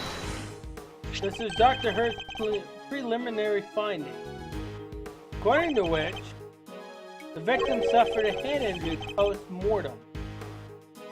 But the order suggested by the bloodstain on the raincoat is exactly the opposite, yes. Bailiff, this court hereby subpoenas Dr.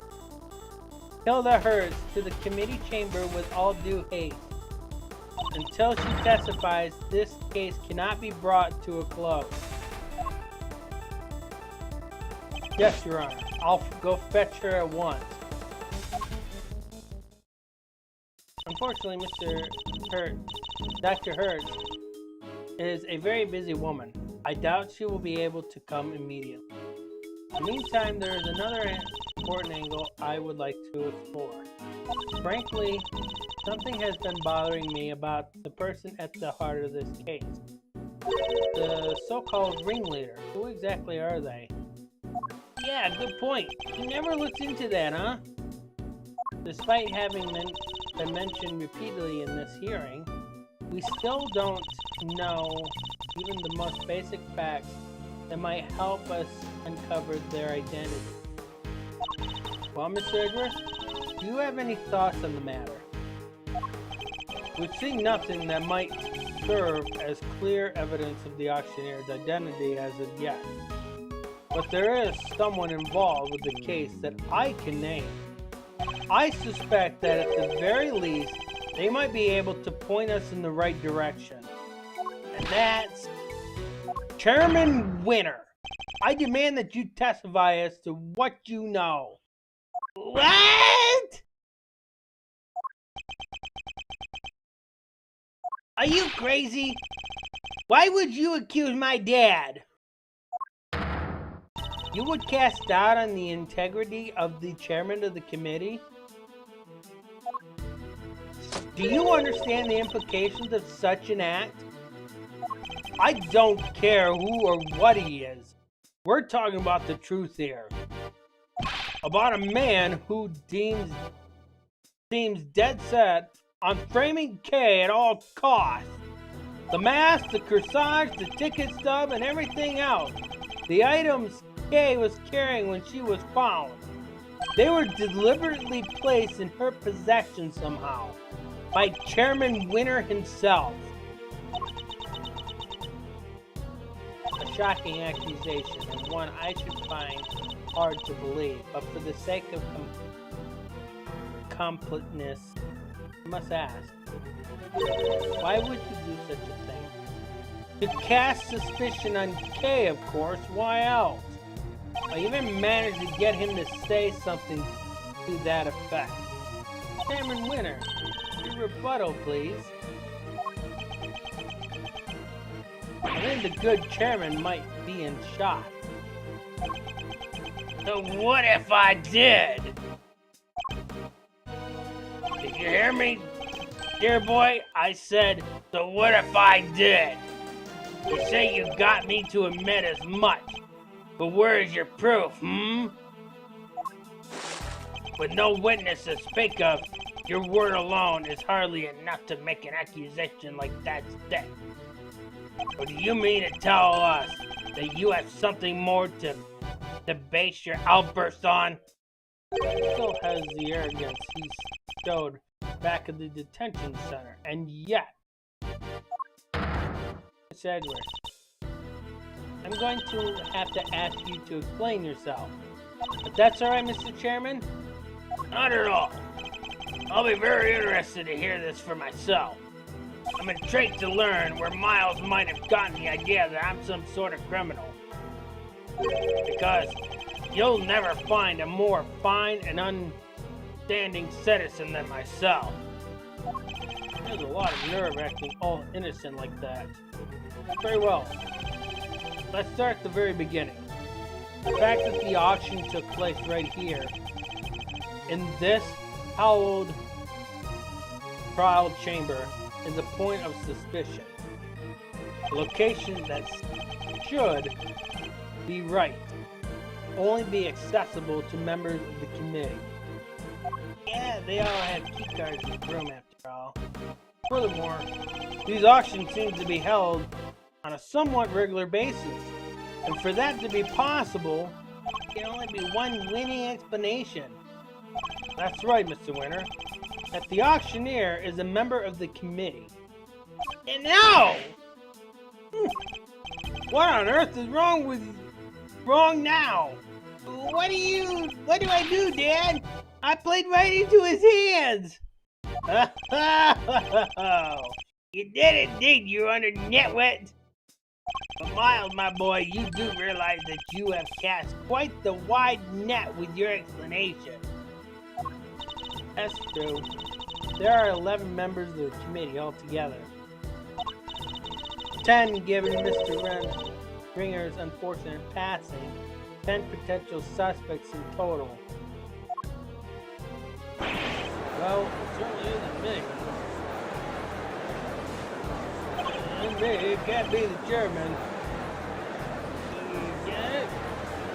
Whoever it is, speak up right now. Calm down, all of you, please.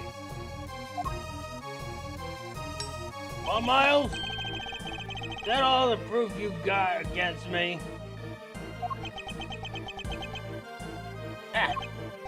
You're very quiet all of a sudden. But it's too late to back out now. You accuse a former chief prosecutor and current committee chairman of a crime. I would tell you to prepare for the worst.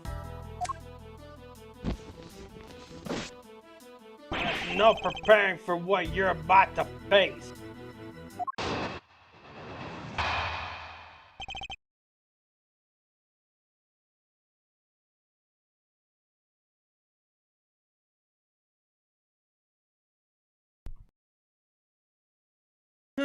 Know your place.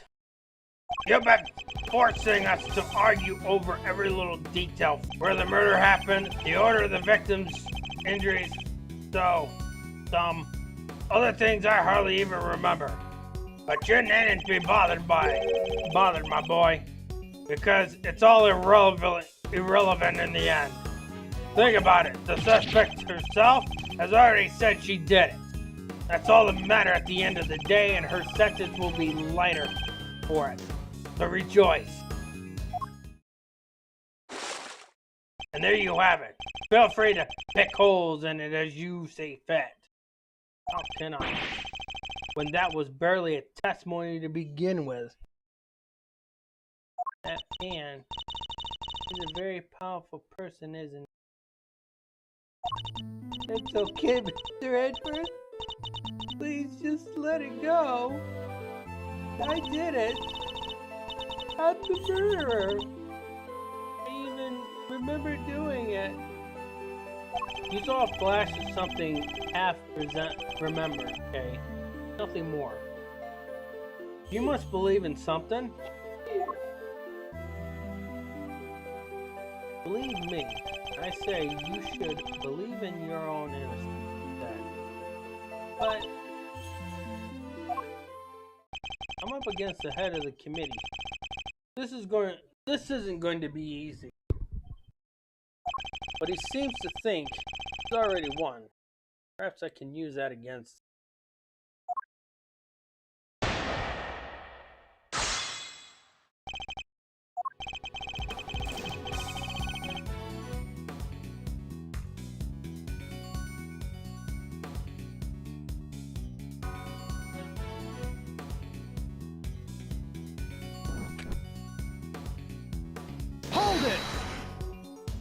Even if the barge strokes are correct, it doesn't make something true.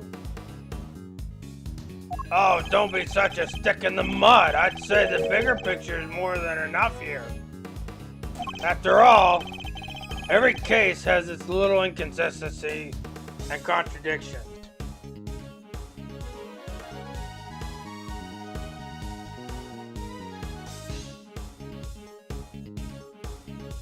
If we let ourselves get boggled down in every single one, we'd never make any arrests.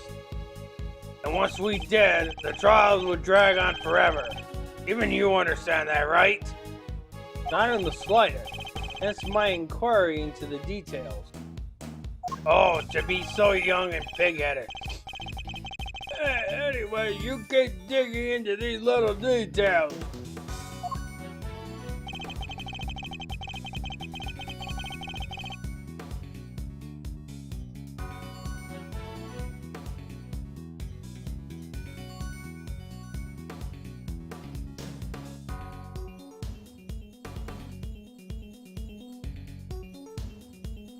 Whoops.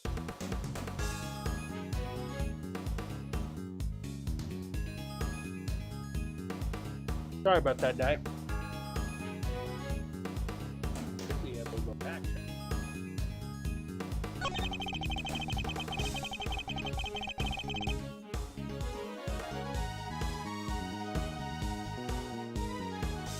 Hold it! I seem to recall the ringleader identity and the faulty coroner's report being critical points of contention. Yes, I was listening, my boy, but critical is a matter of opinion. How can you possibly suggest that such fundamental issues are not important? Perhaps it's your ability to make sound judgments that should be on trial here today.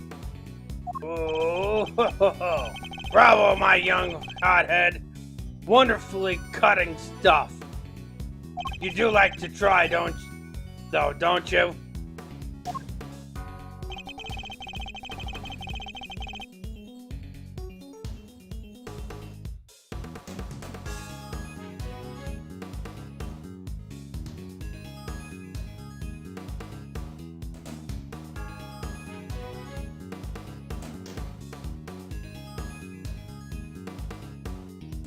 Hold it! There's no way any of what we discussed today is irrelevant. Not unless you intend to bury the truth. But none of it is relevant, dear boy. The only reason you keep trying to make it relevant is because otherwise you're up a creek without a paddle.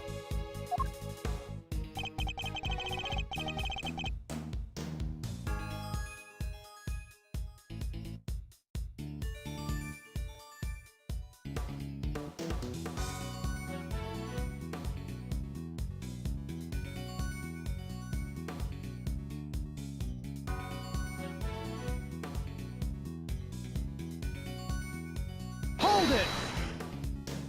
Just because she confessed something she doesn't make it the truth.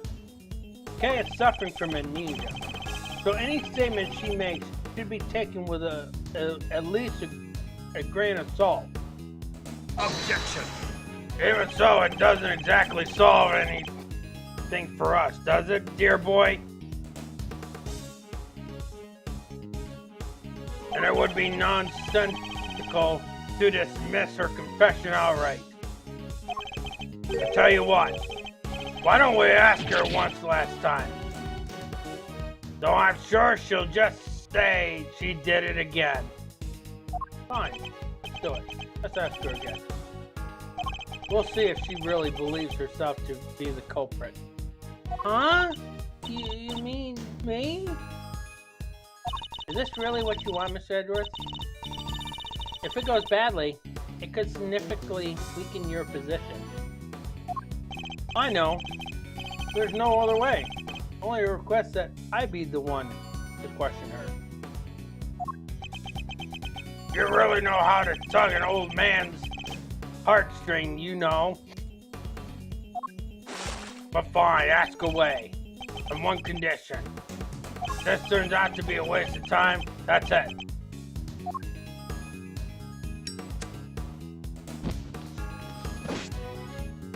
We'll call the proceeding to an end. Then and here and there. Agreed? Call the proceeding to an end? You mean the hearing? Yes, dear boy, that's right. Perhaps you aren't a complete muddlehead after all. Now, just so we're clear, if we ask again and all that happens is the girl confirms her guilt, she's officially declared guilty on the spot. Yes, that sounds like a great plan, if I do say so myself. That's it? You just declare her guilty just like that? That's the gist of it.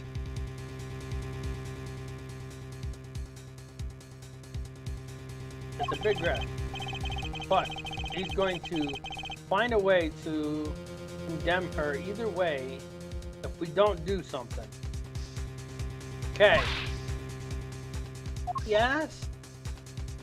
I know it's a lot to ask, but I need you to do this. Do you remember anything else about what happened on the day of the murder? Anything that might help us prove you're innocent? Why are you still fighting, Mr. Edgeworth? It's no use. I can't be of help to you. I'm sorry. I'm too scared to try to remember anymore. What if I remember something even worse? And if I did, I'd just be making more trouble for you. Please, just accept it. The kid you thought you knew is a dangerous criminal. A criminal who let you down and betrayed your trust. Don't worry, Kay. You have nothing to be afraid of. I may not have known you for very long, but I know you well enough. And right now, I'd say I know you better than you know yourself.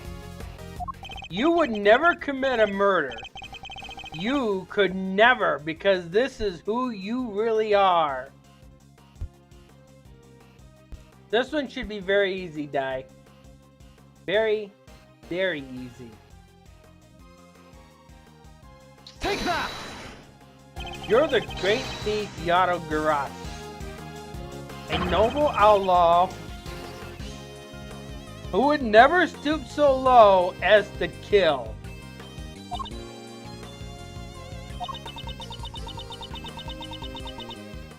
I can't do it, I'm sorry. Because all I can see is the one memory that returned. I have to face it. Hold it! No. The only evidence of your guilt is the confession they forced out of you. As I said earlier, you have to believe that you're better than that. Or are you saying you don't believe a word of what I've been telling you? No, it's not that. You're trying so hard to help me. And you're risking so much for me. It's too much. You have to stop, I'm begging you. Ah, so that's what's going on. Thought it was strange, but now I see. The reason you're always yourself, you're allowing yourself to be railroaded into accepting your fate because of me, isn't it? Which is exactly what the K I know would have done. You're a good person, Edgeworth. Sorry to burst your bubble, but I'm not. I don't plan on becoming one anytime. Because despite all your wishes to the contrary, I'm still trying to help you.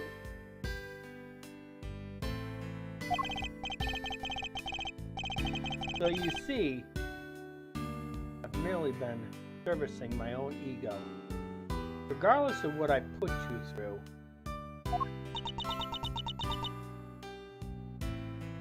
Now, let's try this again. See the good in yourself, Kay. Remember the noble thief you truly are.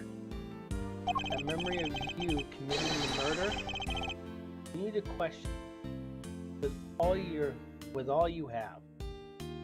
That's all I ask. So please, do it for me. Okay?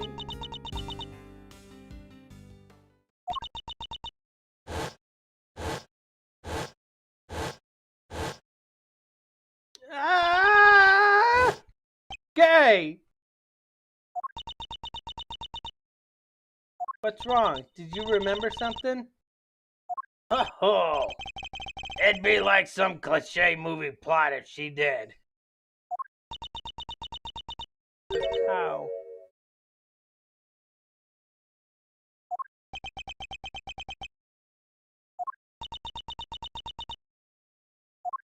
A cow? Mr. Edgeworth, if you could perhaps ask her for a few more details? Well, okay. What can you tell us about this cow? I remember now. The person in the red raincoat, she had it in her hand. A stuffed cow. I can see it so clearly now. Are you sure, Miss Faraday? Are you absolutely certain? Yes, I'm sure.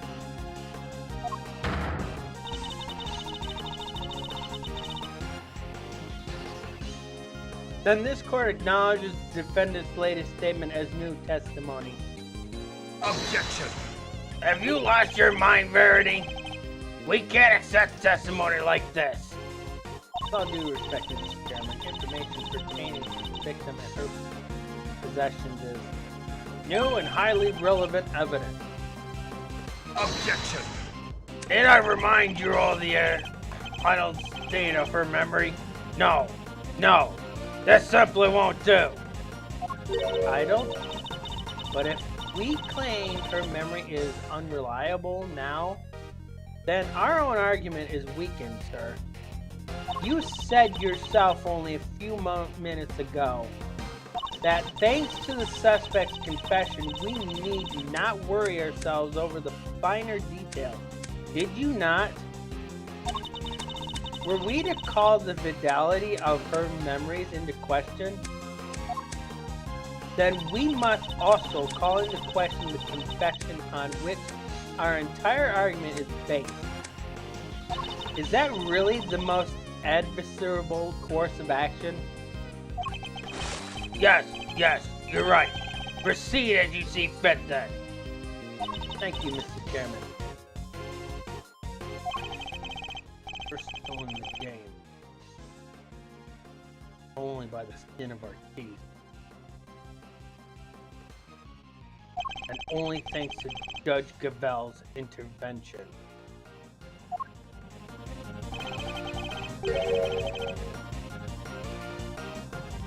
It's almost as if she was on our side for a second. Well, Mr. Edgeworth, stuffed animal?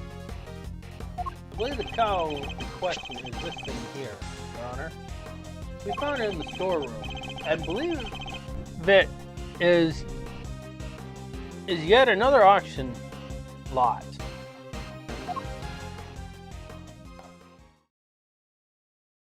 Wait, that's... Do you know something, Gavel? Or do you know something, Gavel? No, it's just not what I imagined. I suppose it's a rather odd thing for the victim to have been carrying, to look it over carefully.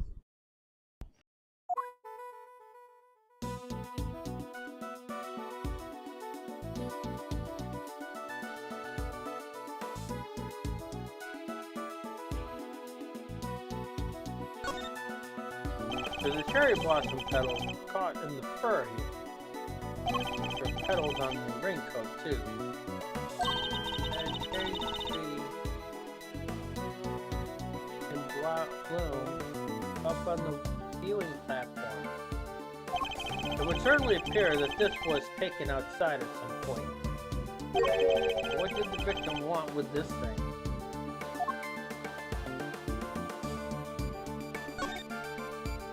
The left horn is missing. This hole. Looks like that's where the horn would have gone. It doesn't look like stuffing in it. What is it? Let's take a look at the rest of the toy and see what else we can find.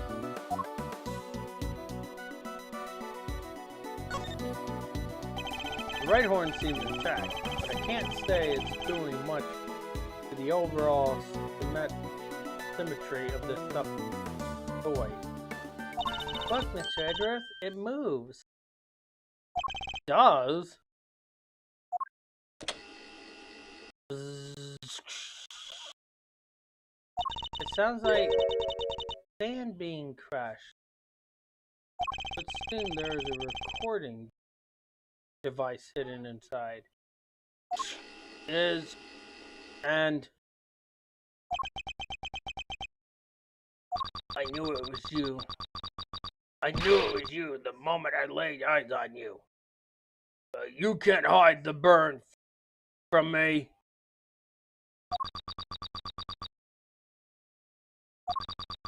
Nothing to say for yourself? I've waited so long for this day, and now I finally have my revenge.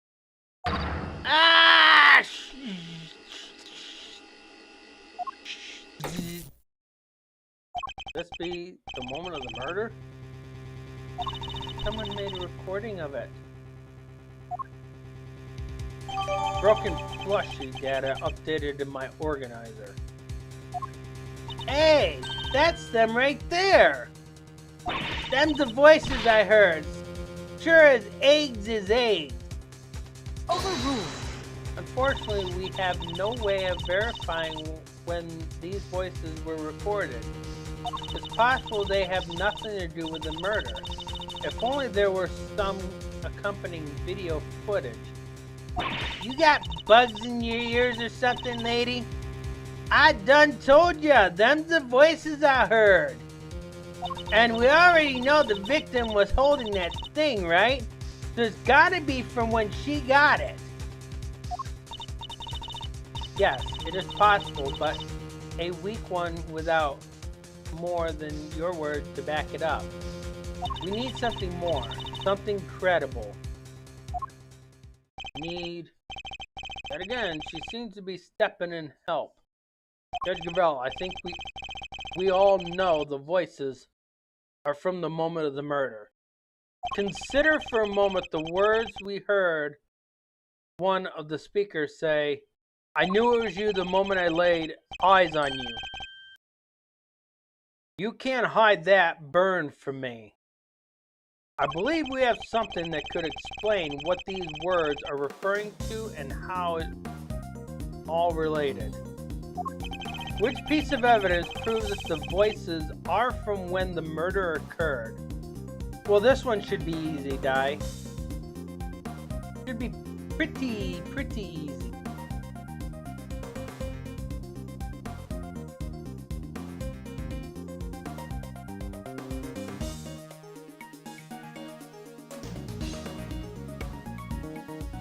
I don't know why I lost 25,000 frames on YouTube.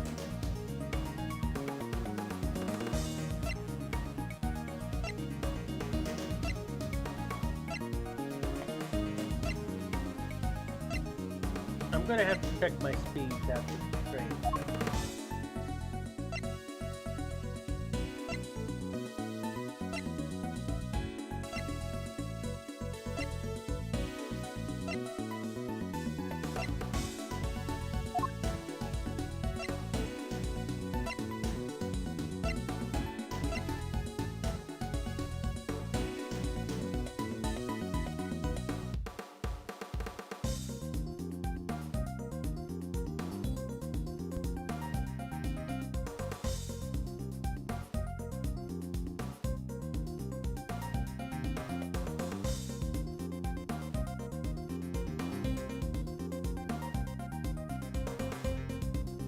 Yeah, I know.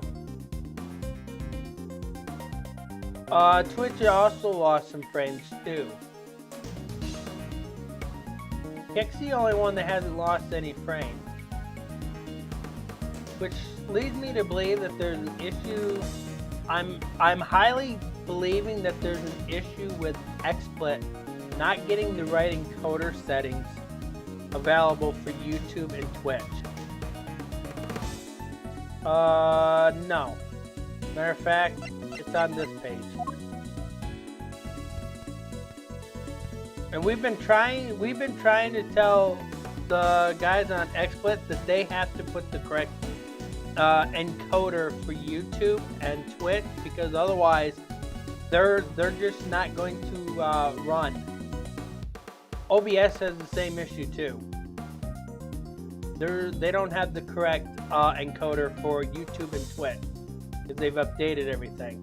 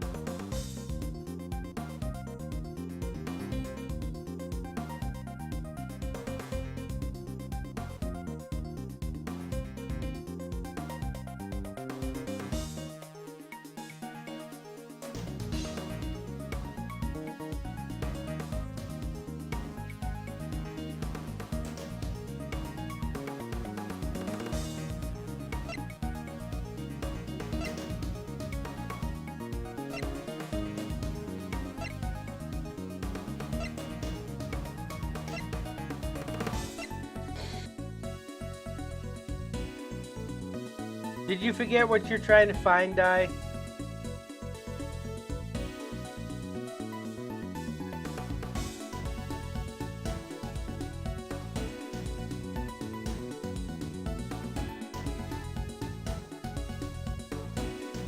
You're thinking?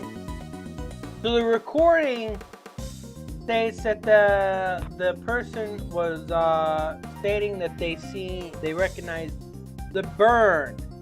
So which piece of evidence would we need to look at?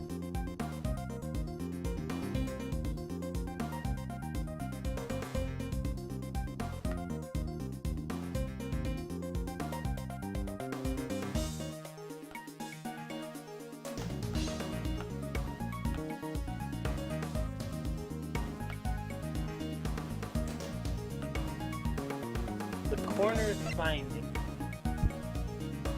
Take that! The coroner's preliminary findings? How do they prove anything? Indeed. What on this page shows the voices must be from the time of the murder.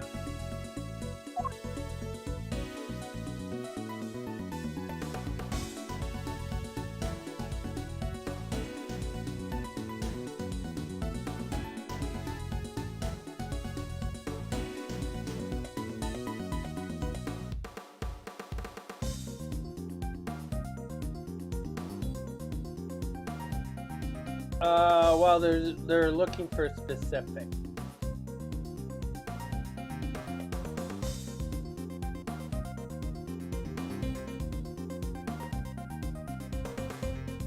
I'll let you read the whole thing.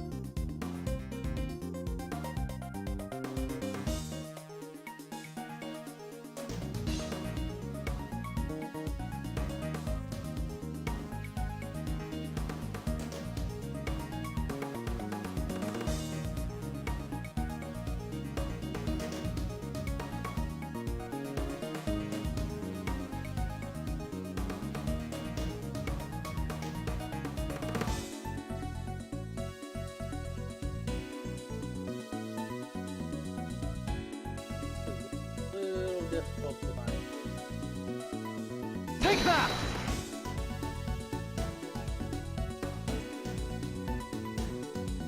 Think again on the words we heard. This part in particular sticks out in my mind.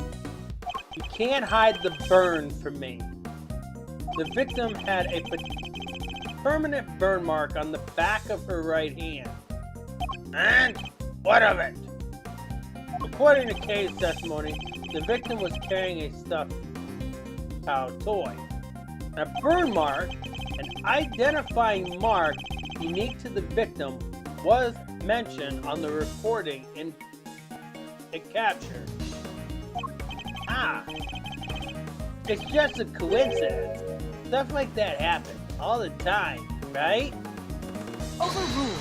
I'm not so sure that it does. Especially not in this case. The court accepts the recording may be from the time of the murder.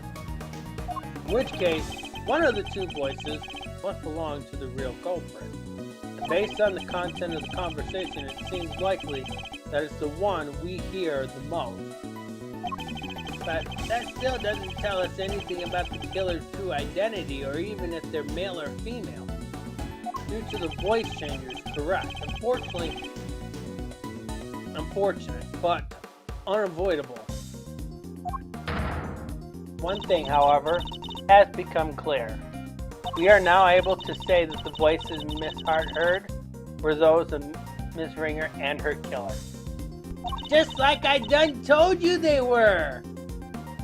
We can say something else now, too. Then let's hear it. This is if you don't mind, Mr. Chairman. Do as you wish. According to Miss Hart, just before the murder occurred, two people came up to the storeroom from the committee chamber on the elevator. The ringleader and one of the auction attendees. It seems this was the point at which money exchanged hands. Murder happened immediately afterward. The auction carried on after that. All of which points to one key fact. What else does the latest revelation tells us?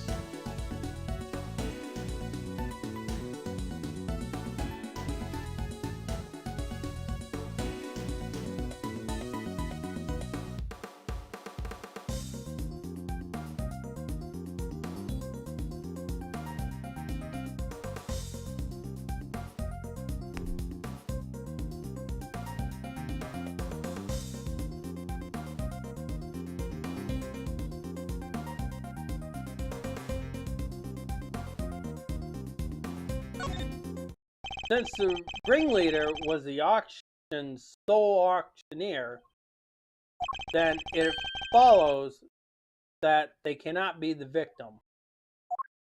Hey, Gavel! Alright, now Eustace. There's a good boy. And if they weren't the victim, then they could only have been the killer. Overruled. A compelling argument, but hardly conclusive. I'm fully aware of that, Your Honor. I was merely warming up for the main event. There were certain traces left on this scene that seemed to suggest the ringleader was the killer. And please hurry up and show us. What is something that was placed into the scene that points to the ringleader as having been the killer?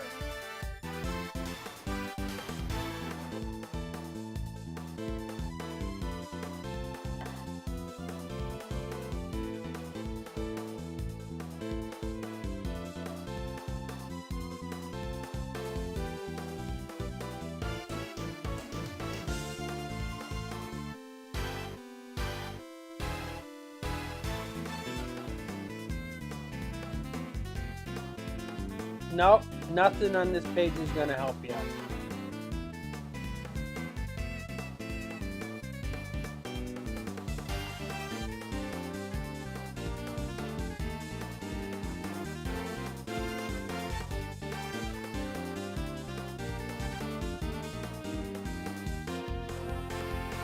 Nothing on page 2 is going to help you. So that means you're left with these ones.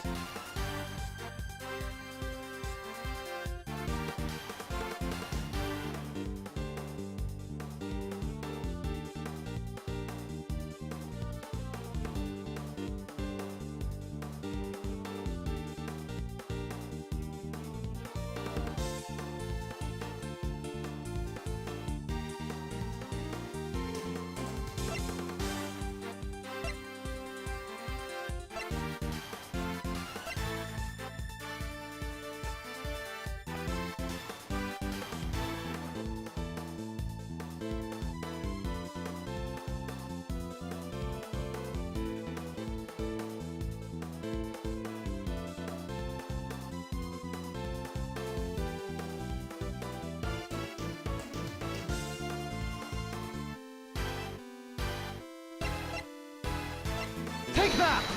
The killer deliberately left a large pool of blood at the foot of the goddess of the statue. Goddess of Justice statue. It was due to that blood that we originally thought that the murder had happened in this chamber. But it was simply a ruse designed to cover up the blood that had dripped down from the storeroom in order to conceal the existence of the underground auction, correct? Correct. The culprit had nothing to do with the auction.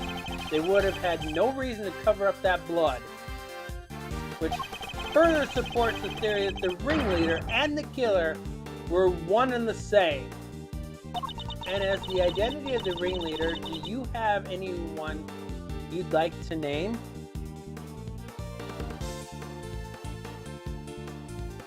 The auction is always held in the committee chamber, with its storeroom located just overhead. So at the very least, we need the murderous ringleader. We know the murderous ringleader has some connection to the committee. Yes, yes. And you suspect me, correct? As the committee's most powerful member, that should hardly be a surprise, right? Objection. You're a fine prosecutor. That much I'll give you. But as I think I may have mentioned already, you're also hopelessly naive.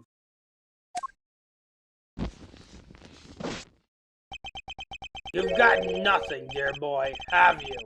No evidence whatsoever. But you've got something to share after all. Sure. Do I have any evidence to show that the chairman winner is the murderer?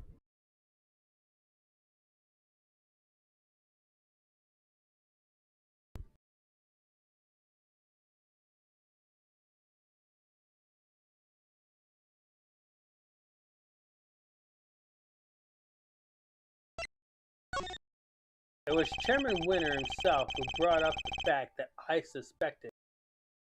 He seems confident right from the get-go that he's untouchable. Which means he knows. He knows I have nothing. Oh ho ho! Well, Miles, my boy, time to pay the piper. Ah, I've always wanted to say that. Verity, he's all yours. Wait, dang it! I just remembered something. Huh? Did you have amnesia too? Nah, it just done came to me. Flash of inspiration, you know how it is? Very well, share your... Objection! What are you doing, Verity? Edgeworth has made it clear that he won't give up until every last lick of hope has been extinguished. So, extinguish we must. Lest he tries to drag us through the excruciating process again in the future.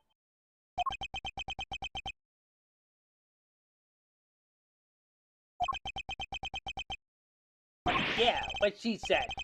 I don't quite get it, but it sounds really cool. Does he have a mind of an 8-year-old?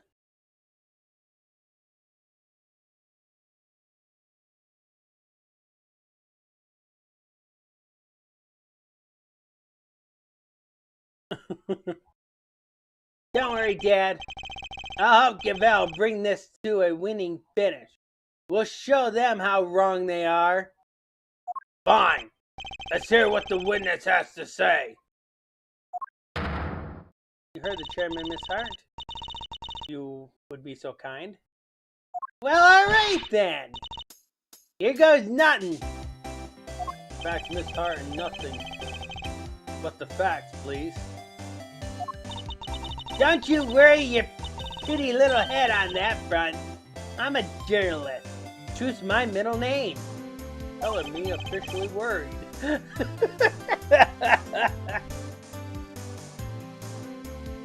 That's probably what Di was thinking too.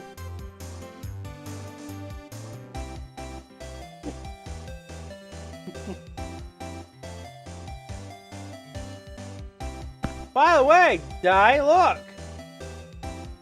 It's a heart. It's a chocolate heart.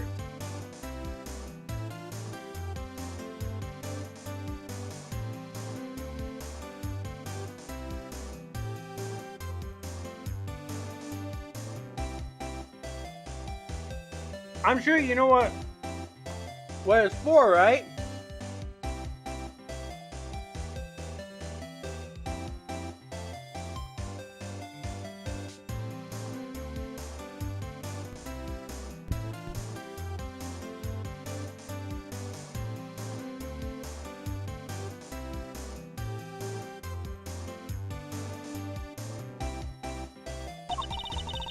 So, the ringleader is the killer, right?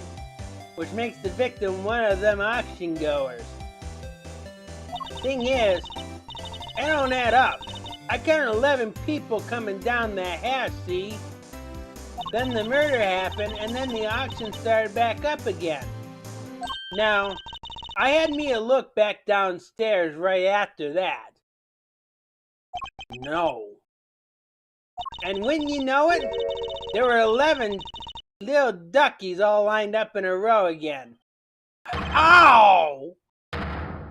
You sure of this, Miss Hart? Sure can be your devilship. Saw 'em with my own 2 peepers. Oh, 11 before the murder and 11 again right after makes me... Wait, that's a thingy? A contradiction, Eustace! Do try to keep up! Miss Hart? Did nothing really change at all? I done told you already. They carried right on again like nothing ever happened. Oh, except for it wasn't nothing much, but what is it? A little mallet doodad. Can't have yourself an auction with that one. Kind of like the one Missy over there's got, but different.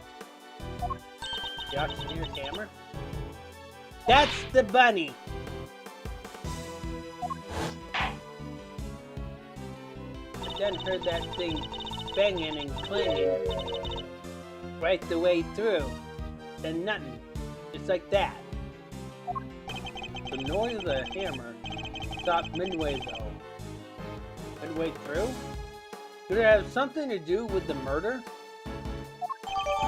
It's her statement data updated in my organizer. If what Miss Hart is telling us is true, we have something of a problem. So, let's take a look at her statement. Look at it. So, illicit auction held in big building. Items on sale were mainly items of police evidence related to homicide cases. 11 attendees altogether, all were wearing masks.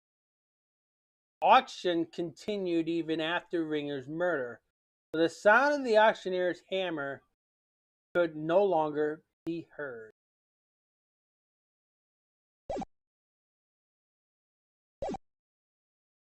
Namely that if the victim is neither the auctioneer nor one of the attendees, your entire theory cannot stand, Mr. Edgeworth.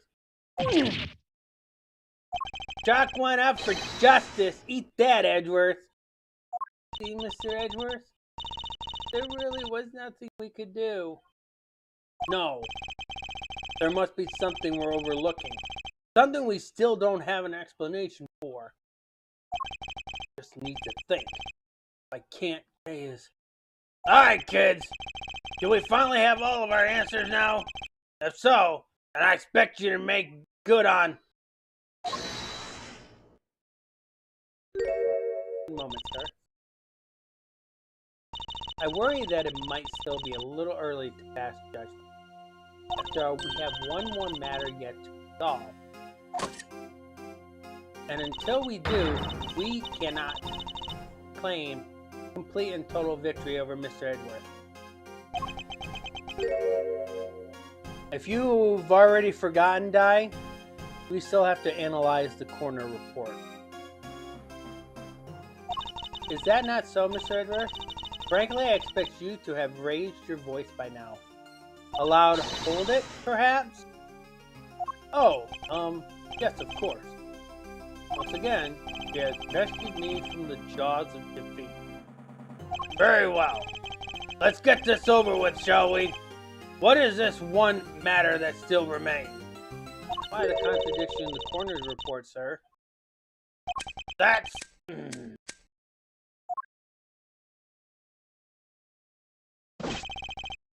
I'm back with the witness, Your Honor.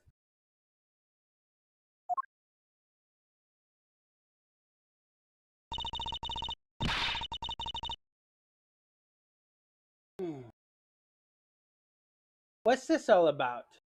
Why'd you call us back here?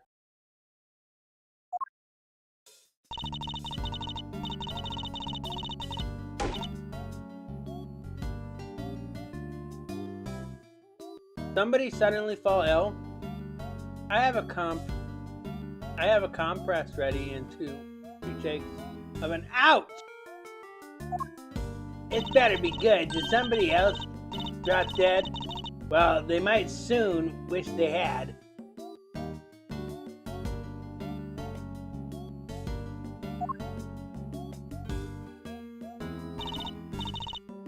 Dr. Hurd, Miss Needler, thank you for coming as soon on such short notice.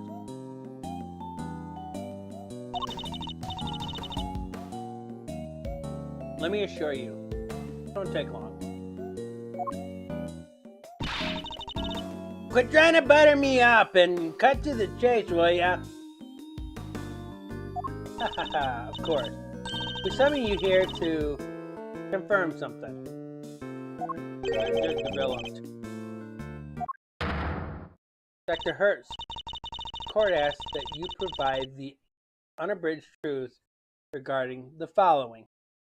This is where we're going to find out that the coroner's report was fabricated. You ready for it, Di? Do you stand by your preliminary findings? Can you vouch for this complete and total accuracy? Grandma doesn't make mistakes ever. That's strange. Huh? What do you mean? In the course of this trial, an error was indeed found in her report. So I ask again for the truth, Dr. Hertz. Did you alter, tamper with, or in any way falsify your findings? That's awful! How can you ever say that? What are you asking me for? Why the heck would I want to do that? That's the true culprit, of course. As if I'd have anything about all that. I just know I didn't do anything of the sort. Then that seems doubly strange. What other explanation could there be for the discrepancy in your report? Mr. Edgeworth, I wonder if you might have any thoughts on the matter. It's not like you to be coy, I must say. Why does she keep taking charge and helping me? Still don't know what she's trying to do. But I'll happily take what I can get. If everything was recorded and accurately and then handed off to Mr. Winter according to protocol, then the report shouldn't contain any mistake. Wait! For the record, I didn't do anything to the report. I guess we'll see, won't we? Dr. Hertz, perhaps we could begin with your side of the story. Why do you even need to? This is pointless. I'll be the judge of what's pointless, thank you very much. We have patients waiting back at the hospital. But Grandma, ouch! We really don't have time for this. Won't you please help us? I can't stress how important this is. Grandma says she'll testify. But could you please make it quick? If we're not back soon, people will suffer. And yet you have no qualms about taking your time and buying cotton candy the last time we saw you? We'll let you go as soon as we can, I promise. Assuming you tell us the truth, that is.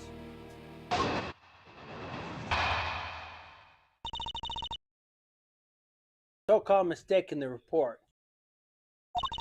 No way there's a mistake in Grandma's report. Not ever. Never.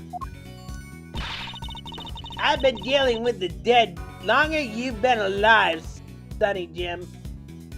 Me writing something wrong is about as likely as ouch! And what the heck do you think I stand to gain by doctoring a file, Don't make a lick of sense. And that's all she has to say. Nothing funky here. So, Di, there is an easy way to look at this testimony. Pay attention to the animation on this testimony. Pay very close attention to the animation on this testimony. The animation will give you a whole bunch of clues. See? It's just what I thought. There's no chance the good doctor doctored her finding. Did you swear by the Holy Goddess that this testimony is true? Of course. Grandma's never told a lie in her... Objection! Your opinion are not necessary, Nurse Needler. Your grandmother is the suspect of this inquiry, not you. Not necessary? That's not fair.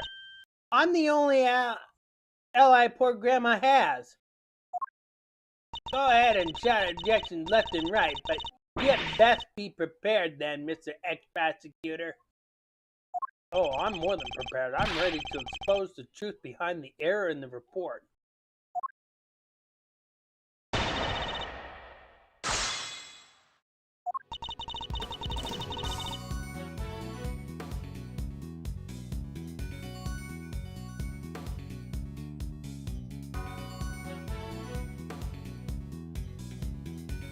Hold it! Never?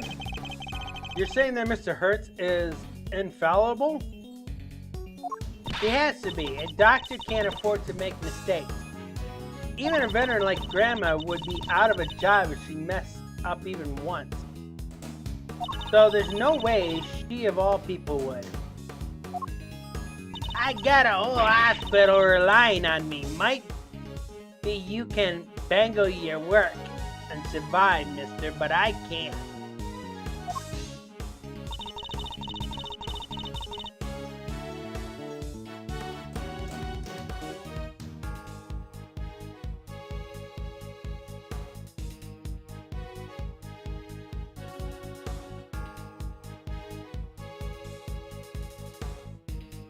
Hold it! And you've really never made a single mistake in all that time? Doctoring's all about experience. The longer you've been at it, the better you get. Only the same were true for prosecuting. Chairman Winner would be the best in the business. But I think we can all agree that's not the case. Oh, you really are, Devil Miles. But you're also quite wrong. I've never once made a mistake either. Actually, you've made several mistakes. Manfred von Karma was one of your biggest mistakes. After all, I have people to do that for me. I'm too busy for follow-ups, and luckily for me, I don't have to make them. Isn't having people just grand? Don't you go trying to make doctor and lawyering sound the same. Ain't nothing alike. Nothing alike, I tell ya.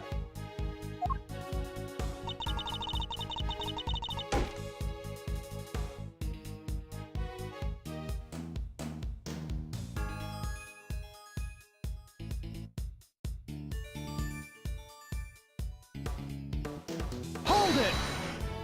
The victim appeared to have put this raincoat on after sustaining the head injury, and yet there was not a single drop of her blood in the chest area of the raincoat. Therefore, she must have been hit in the head before she was stabbed in the chest, making it pre-mortem. Oh, that's... Ouch! I don't need you to teach me how to suck eggs, young man. My dang report already says what you just said, don't it? Objection!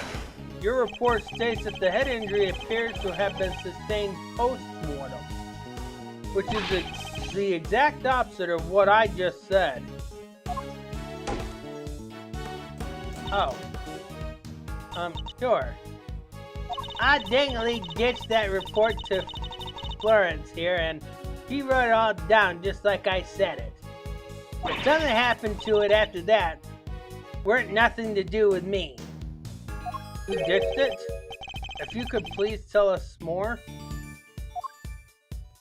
I diligently ditched that report to Florence. Anything after that, weren't nothing to do with me.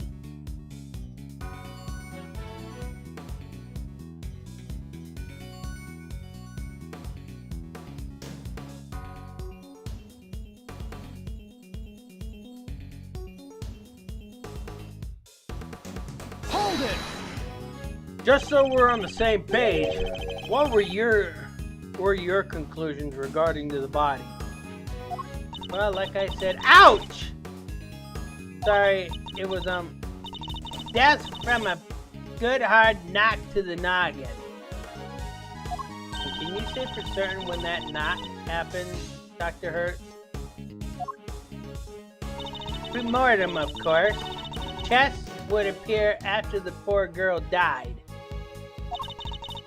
I told Florence that. She wrote it right down. So that's what it says in my danged report. That might be what you told her, but I think we're finally getting to the truth.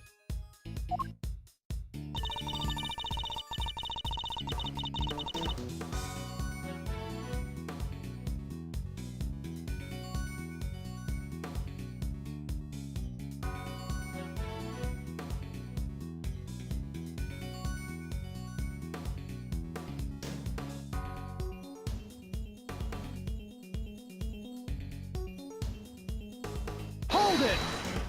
You may not have stood to gain anything from it, but what about your grandmother?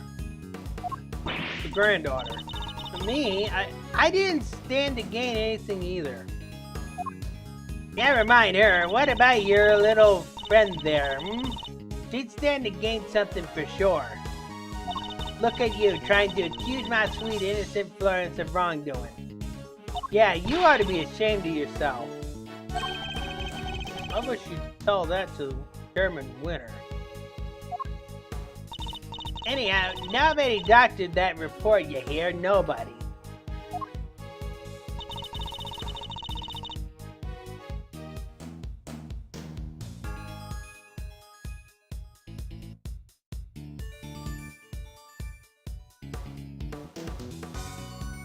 Hold it! Did anything stand out as strange to either of you when you were examining the body? Let's see. What's that, Grandma? Pretty strange young fella showed up, that's for sure. A strange man? Who? Dressed like a dang fool he was. All frilly round the neck and such. And that dangest thing of all.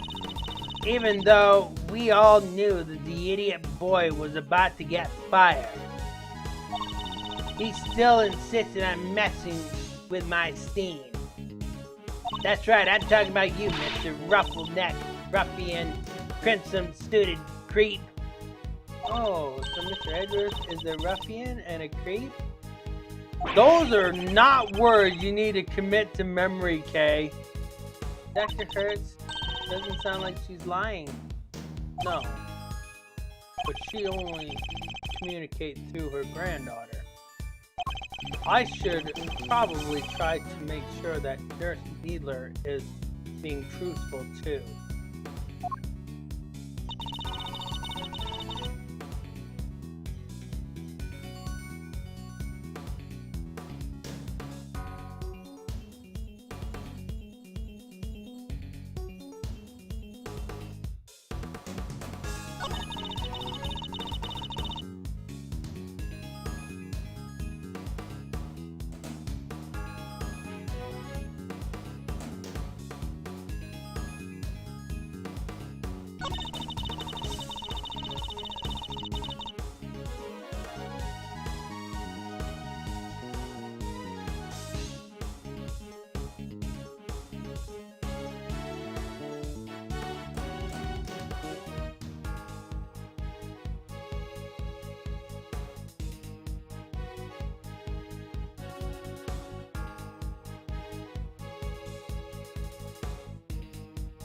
Alright. Now, which piece of evidence? Since we're talking about a piece of evidence in this testimony, what piece of evidence are we talking about?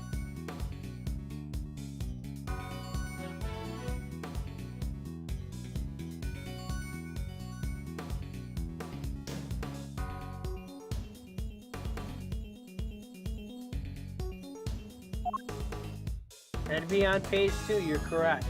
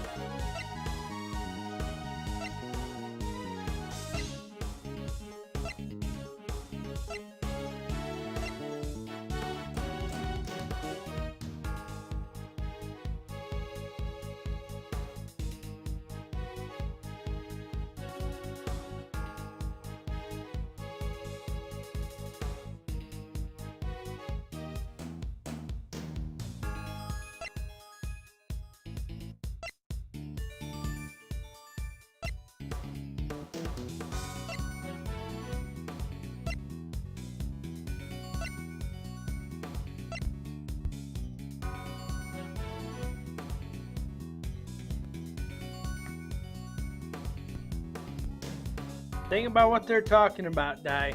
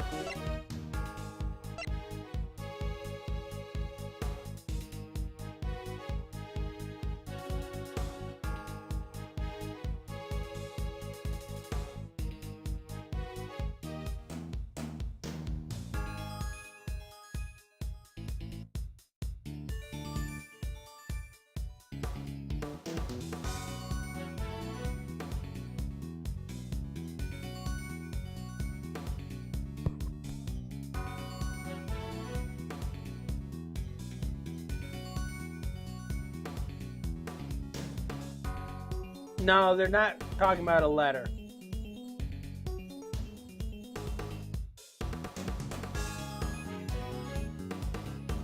Matter of fact, this is testimony. This isn't a letter.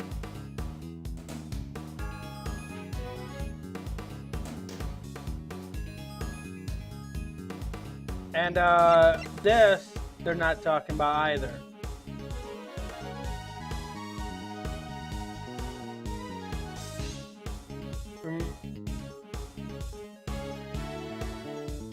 In the statement that's showing, it tells you what they're talking about.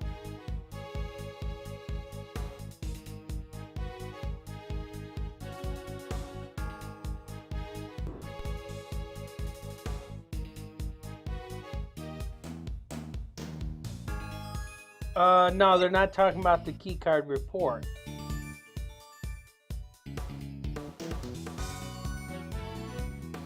Because the doctor and the nurse has nothing to do with the keycard report.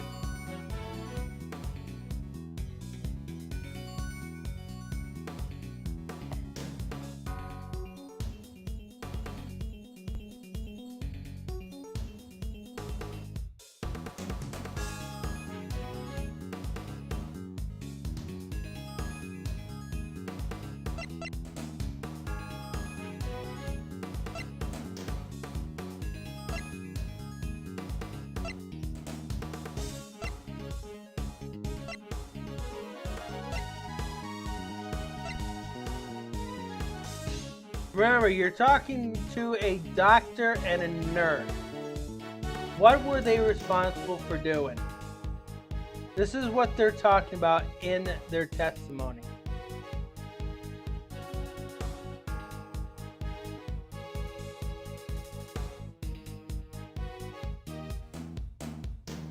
No, they're not talking about the ringleader appearance. No.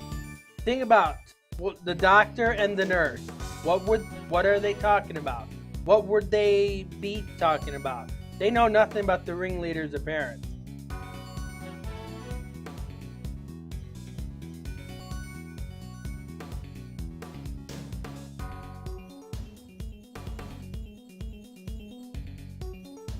The coroner's finding. Objection! Dr. Hertz, I'd like you to take a look at the report for yourself. See?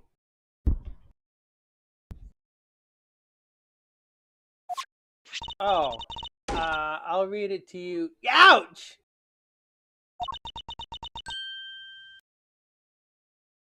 Coroner's finding or coroner's report. That's pretty much what it's called. Yeah.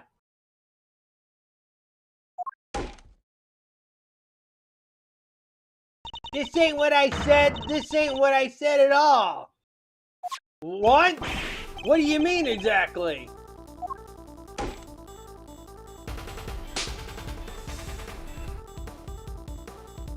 I don't know.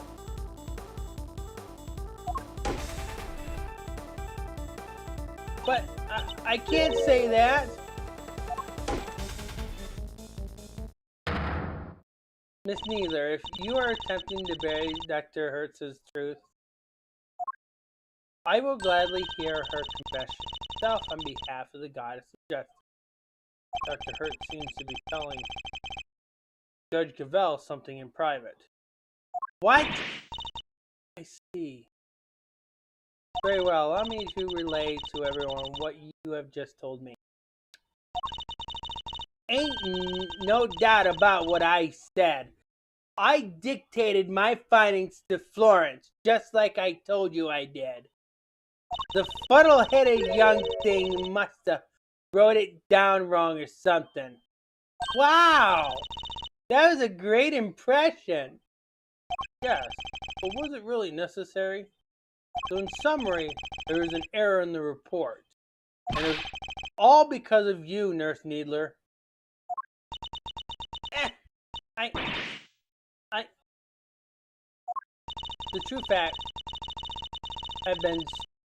The true facts have now been shown to be that the head injury occurred prior to the chest wound. The question now, Miss Needler, is why did you introduce such an error? Just a minute, Verity. You make it sound as if the poor girl did it deliberately. She did. She was literally told to. Whereas, it seems to me, you just made a little mistake. Pre-mortem, post-mortem, they're practically like the same word, don't you think? Actually, no, they're not. They're completely different. Except they mean two completely opposite things. This was deliberate, no doubt about it. But why would you want to change it? Exactly. Thanks. Ouch! You won't get away that easy. Explain yourself, young lady. But Grandma, You submitted a falsified report, an act that led to Kay being accused of murder. You owe us an explanation. I can't tell you. No, don't want to, but can't. This is really rather unpleasant, don't you think? Ganging up on this poor, considerate girl who's only looking after her granddaughter.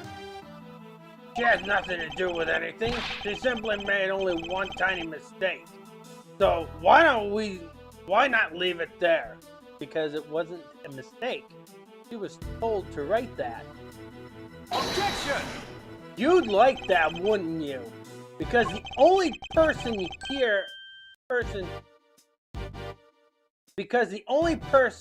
her testimony would hurt is you. What on earth do you mean, my boy? Seeing as you're now a de facto ex-prosecutor, you're going to have to explain yourself better than that. I'd be happy to. I'll even spell it out for you. Nurse Needler's role in this crime was very important because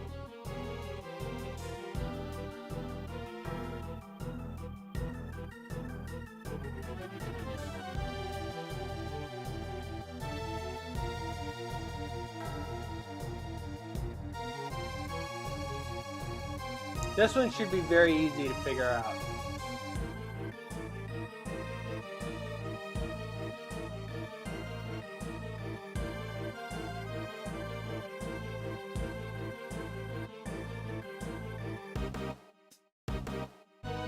My speed? My internet speed you're talking about? It might be. Because I'm already at 34,000 frames lost. And since Twitch and Kick have also lost frames,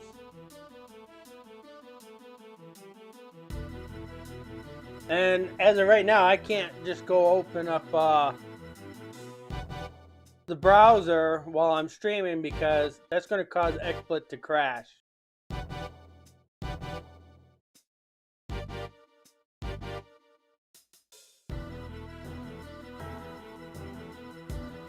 The thing is, it's reading the correct bit rate. And I'm still thinking it might be just XSplit, and the encoder is just... no, she's not a victim. We already got the victim.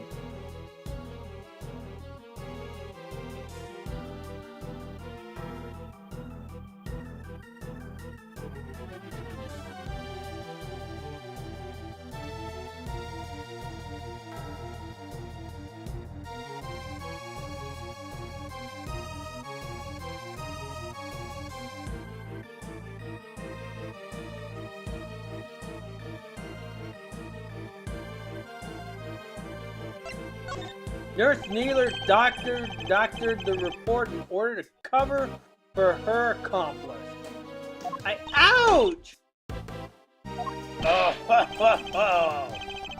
so she's a co-conspirator. This innocent young thing? Do share your grounds for making such a wild accusation, dear boy. Murder couldn't have been committed by one person working on their own. Without at least two people, it wouldn't have been possible to...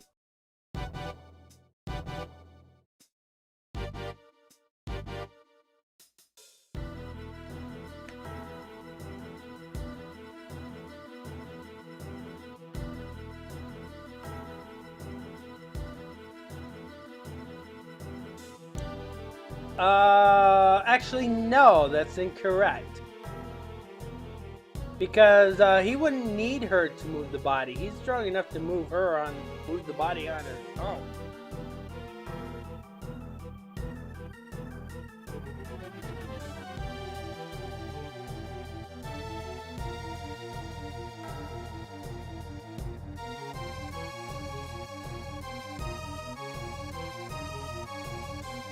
Oh, we're done past that part. But he wouldn't really need her to doctor the report, but he was there anyway. But he does need her for something else.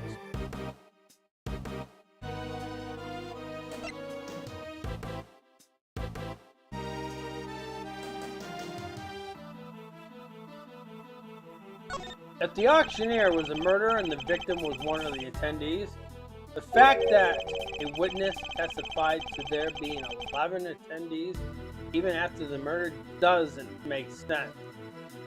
Hey, watch it! Y'all gotta call my good word into question now, too? That's not what I meant. In fact, it's quite the opposite. I'm taking you at your word, which means there must be a co-conspirator. I know it's hard, my boy, but sometimes you just have to accept that you were wrong. No, he's actually right. Objection! I wasn't wrong. Just hadn't considered the possibility of the killer having an accomplice. But as soon as we do, things start to fall into place. The killer's accomplice returned to the auction room in place of the victim. There would indeed have been 11 attendees, both before and after the murder.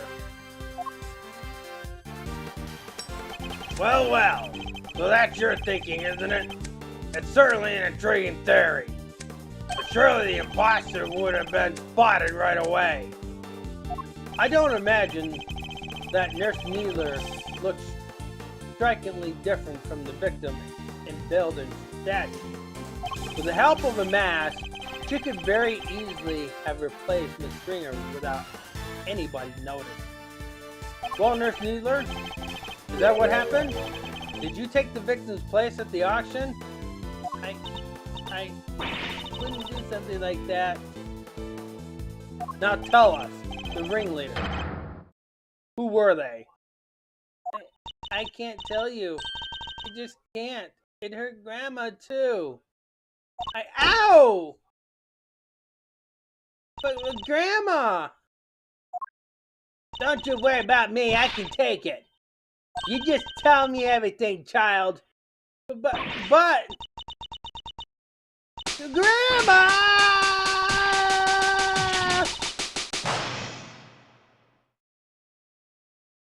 So I was right. She was an accomplice. Miss Needler, why? Well, Miss Needler, can you explain yourself?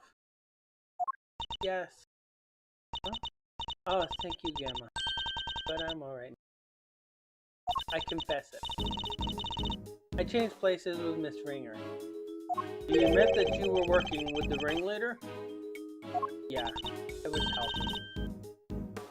No, how, but I found out Miss Ringer was going to attack them.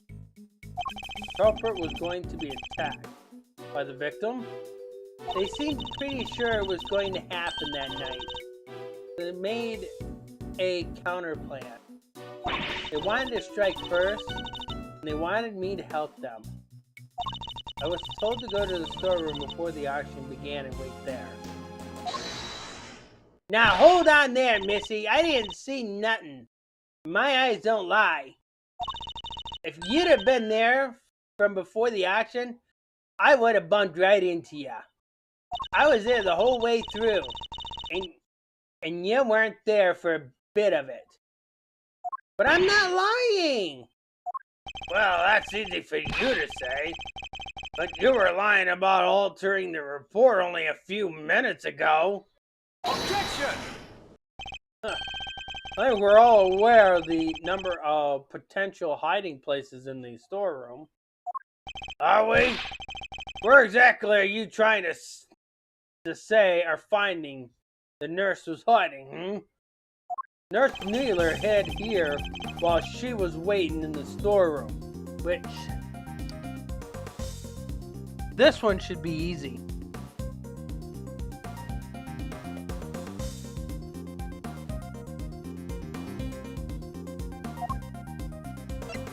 Take that! She hid inside the clothes box. Oh, she did she? Huh? Well, it was there the whole time, even before I moseyed on in. But like I done told ya, it had all them chains around it. Want to hide in there myself, really, but it was locked up tight, so I had to go elsewhere. I imagine that's because Nurse Needler was already lying in there by the time you arrived. That's right. She didn't want anybody to open it, or it would have really blown our cover. So the ringleader told me to climb in and wait until it was time for my part of the plan. Then they wrapped the whole box up in chains. I think they took the elevator downstairs not so long after. It's just before the auction was due to start. So as the auction was beginning, you and Miss Hart would have been the only people in the storeroom. Yeah, I think so. The auction proceeded as it always did, until a certain customer came upstairs to complete her purchase. That was when the incident occurred. Miss Hart overheard the victim and the culprit exchanging words around them. You betcha! I was behind that statue there, shaking like a dangled leaf the whole time.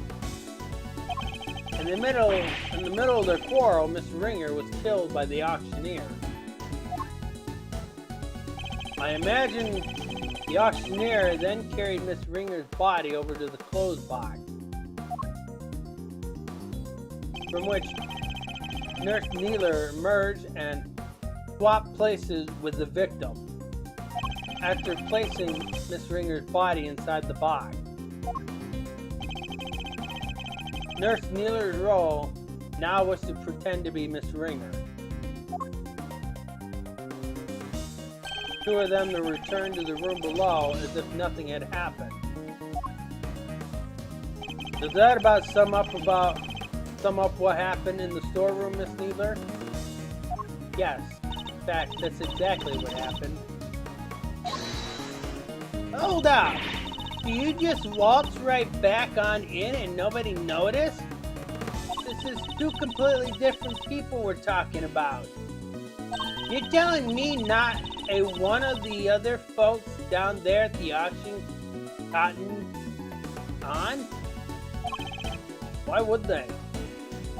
The other auction goer had no reason to notice the difference when Nurse Needler entered because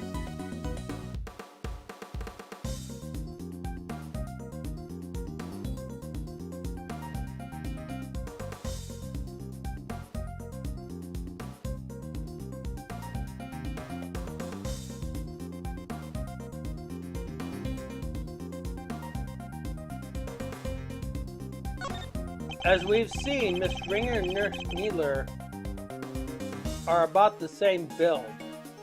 What's more, the auction rules require attendees to wear their mask at all times. If Nurse Needler were wearing the same clothes as Miss Ringer, nobody would have been any the wiser. No, they weren't. Borrowed Miss Ringer's clothes. Ouch! And let the poor child in her smalls? Have you no respect, girl? No, Grandma, I thought the same thing. It wouldn't be nice to leave her like that. So, when the ringleader wasn't looking, I put the raincoat on her. So that's when Miss Ringer came to wearing it. Thus, the auction was about to carry on as before. It's that part where I caught the raincoat on film came just after.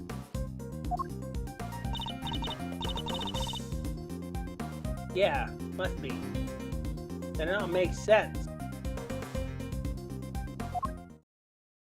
Right after that was when I went on over and looked downstairs to the gap in the elevator. Spied me 8 happy little auction goers. Then back I snuck to my little hidey hole. Don't tell me you were hiding back there the entire time after that. Well, that is not exactly. What is it? Did something happen? So, maybe I ought to have mentioned this before, but I fell asleep for a few winks after that.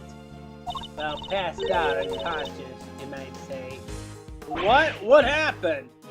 Oh, nothing much. Kind of silly, really, but there was this sudden loud noise, and it startled me just a little bit, you know? Alright, maybe more than a little, but I just witnessed the murder. Can't blame a girl for getting dumpy. Cause they got my heart struck and my head fainted. Before I knew it, I was out like a light. By the time I came to, it was the next thing of the day. And there, y'all were clanking down the ladder. I see. So you were startled by a loud noise and fell unconscious? I suppose it means you don't know what happened after that? Not per se, but well, after the action was over, all the masks were back on the rack. So I reckon the guests done finished up and filled out one by one like they were supposed to. Nurse Needler, once the auction had restarted, what exactly were you doing? I was pretending to be Miss Ringer and place bids, just as the ringleader wanted. I had to win the clothes box as I had been instructed. I had a dead body inside after all. Imagine if somebody else had won it. We would have been in real trouble then. So you had no idea that the victim had vacated the box in the meantime? No, not until we came back up so I could pay for it. That was when we done it. The ringleader told me to go look for her right away. Yes, I found some other girl claps on the foot of the ladder instead. Okay. Yeah, she must have fallen from up on the roof and been knocked unconscious. Guess the victim must have left the hatch wide open, huh? That would explain it. Kay would have been so shocked by seeing Miss Ringer fall motionless right in front of her. that she wouldn't have seen the open hatch and fallen right through it. That explains the noise that caused you to faint as well, Miss Hart.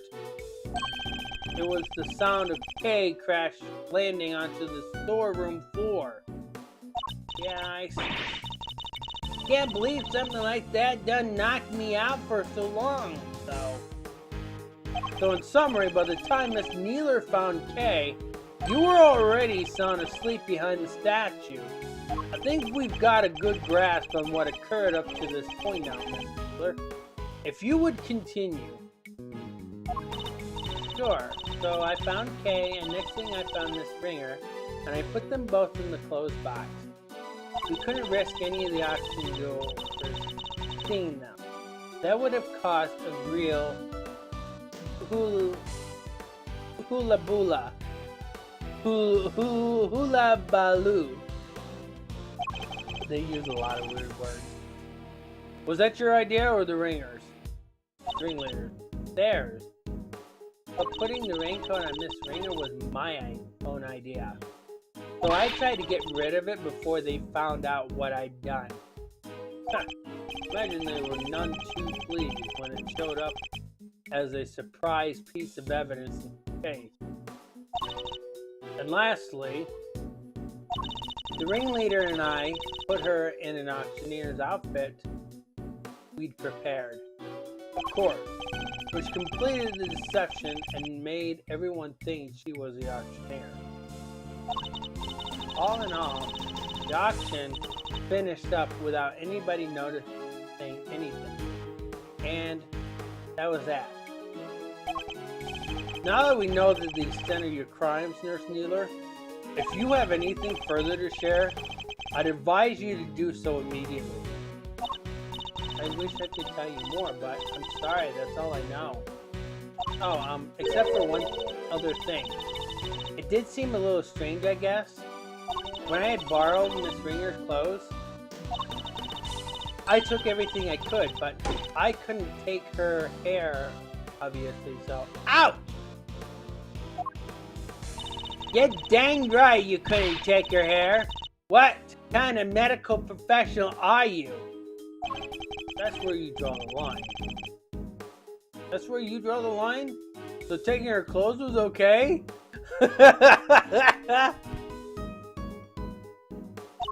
Our hair was totally different.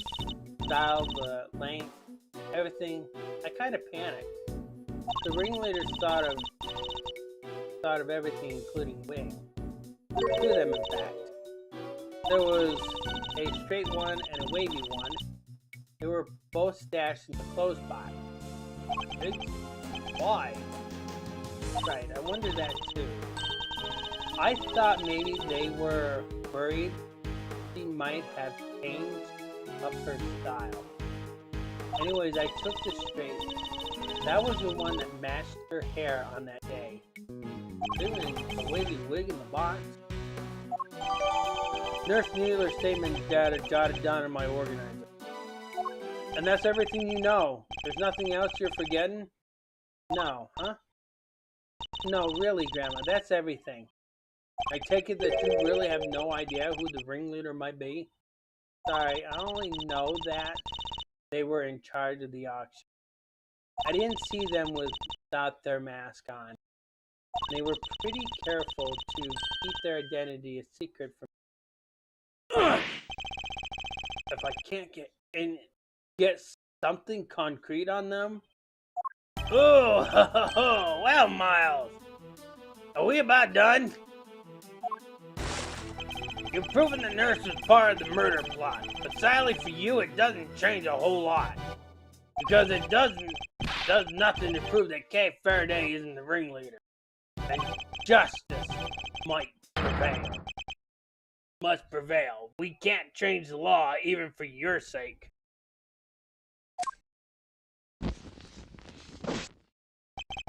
Is this it? I'm not going to be able to save Kay? Objection! Augusta, what are you doing here? I told you before, Miles Edgeworth. Where the case leads, I follow. Your dedication is an inspiration to us all. But don't go getting the wrong idea, little brother. I'm only here to deliver the truth regarding the suspect. I'm certainly not here to forgive you for abandoning the way of the prosecutor. I understand that. You should thank your former subordinate for what I'm about to share. In his desperation to help Kay Faraday, he gave me a valuable piece of information. Detective Gumshoe did that? Prepare yourself, Miles Edgeworth, for the final piece of the puzzle. Rosie Ringer's head wound was the first of the injuries she suffered, not the second. A little late, Franziska. We already know that.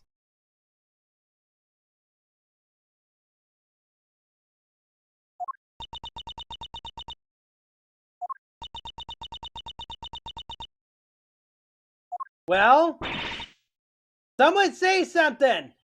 Yes, there's no easy way to say this, Franziska, but we already proved that ourselves. You, what? Yeah, just a few minutes ago! Well, why didn't you say so sooner? You didn't exactly give us a chance! And I suppose you know about the murder weapon, too?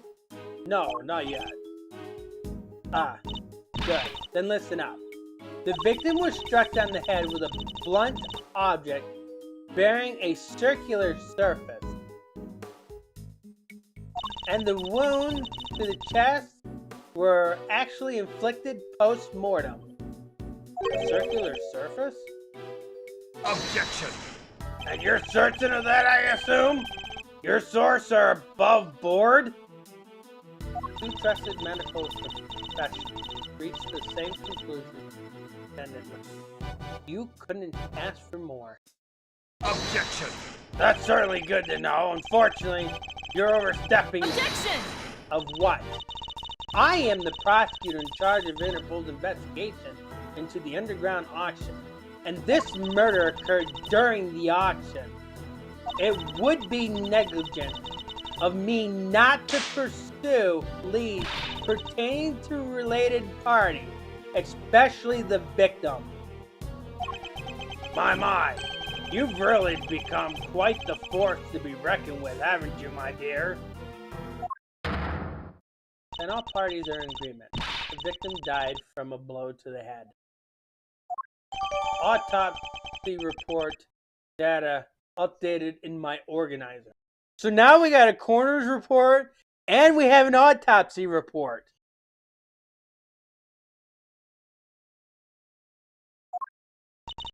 Sadly, the murder weapon itself has yet to be identified. Based on the shape, I might have an idea. But guys, I didn't turn up any other weapon during my investigation. And yet, one need only think about the setting and an auctioneer's tools, and the answer should be obvious. Die? Think of something round that would leave an impact into the skull by force.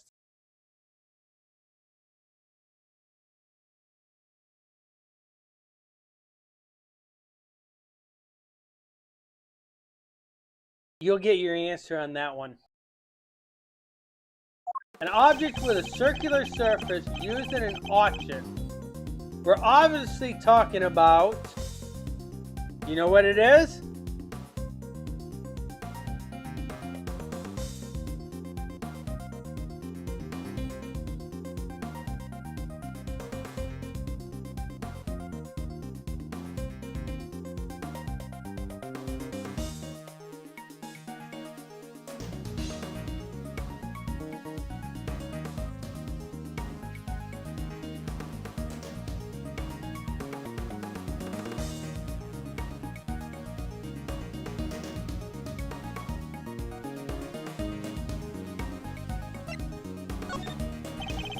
What would an auctioneer have readily at a hand? An auctioneer's hammer, of course. But we never found one of those. If the auctioneer was indeed the killer, it does seem a likely candidate for the murder weapon. But without the evidence to support your theory, there remains nothing more than that. Oh, I have just the evidence you need right there. This piece of evidence strongly suggests the auctioneer's hammer was the murder weapon.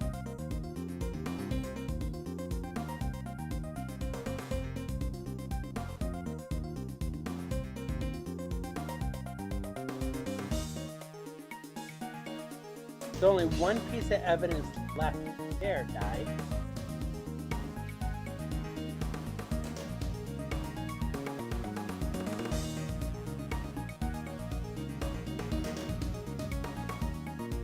It is on page 2, actually.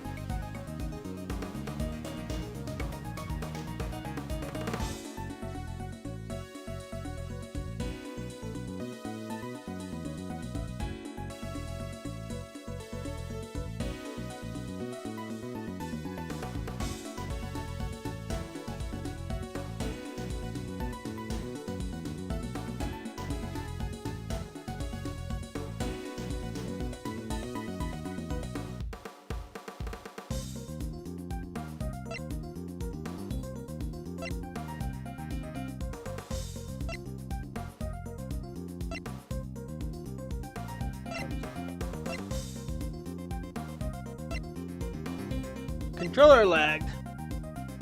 That's a little odd for a controller to lag on a console.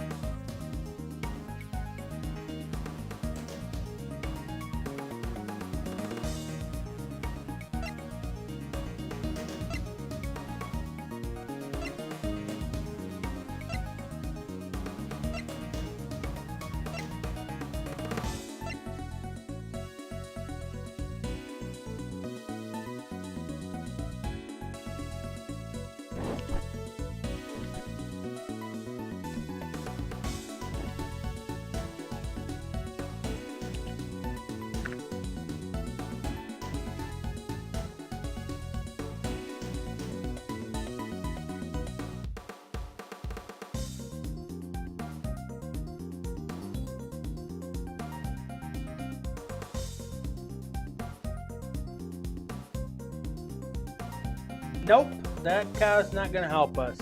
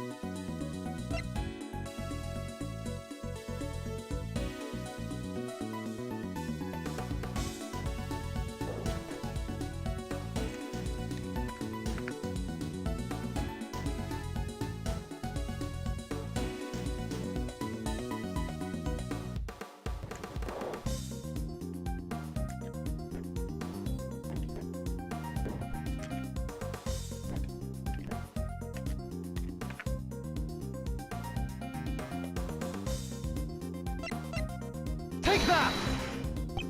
Miss Hart told us something very important about the auction after the murder occurred. She said that the very prominent sound of the auctioneer's hammer could no longer be heard. Now, why would that be? I'll tell you why, because Ed had just been used in a murder and was covered in the victim's blood. It would need to be disposed of, isn't that right? Chairman Winner? I'll have our people look into this right away. Oh ho ho ho!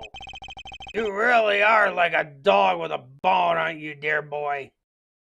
But if you can't dedicate yourself to cause when you're young, when can you, He seems very confident he'll never find it. Very well, a search for the murder weapon will be conducted. In the meantime, this clears. That was a little bit longer than I expected.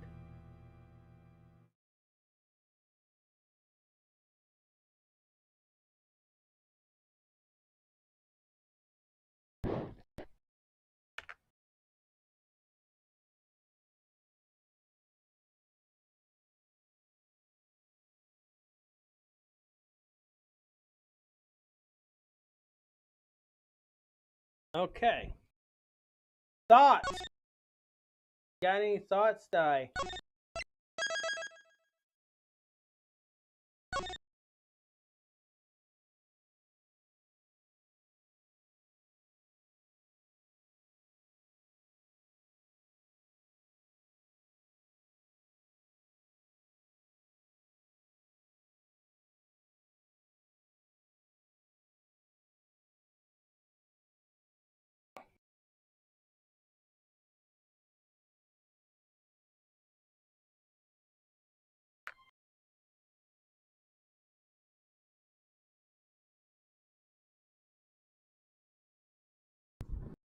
Not cracking yet? Well, he's still feeling, he's pretty much feeling the pressure, but hasn't gotten to the point in cracking. But at this point, you can tell who it is.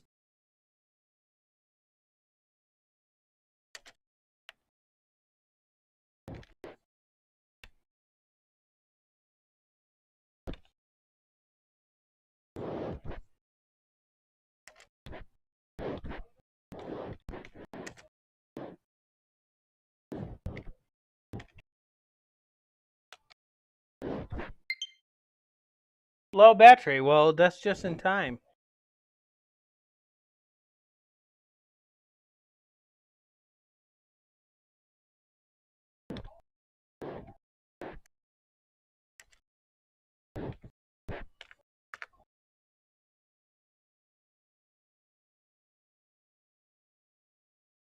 There's one more part left. Just one. Which we will get to that next Monday. Just one more part left of this one, then we move on to episode 5. So, yeah. Episode 5 is going to be quite long. It's going to be a confusing case too. A lot more confusing than this one. You'll find that out. This is really not that confusing once you get the pieces together. But the last case is confusing. Very confusing. You have the last cases, you got two. They confuse you because there's two different events that's being conflicted. And you have to piece the two events together. So that's why it's confusing. And we'll get to that next. Anyways, this is going to be where I end. Of course, I'm going to plug this in. Which the low battery light came in at the exact perfect time, too.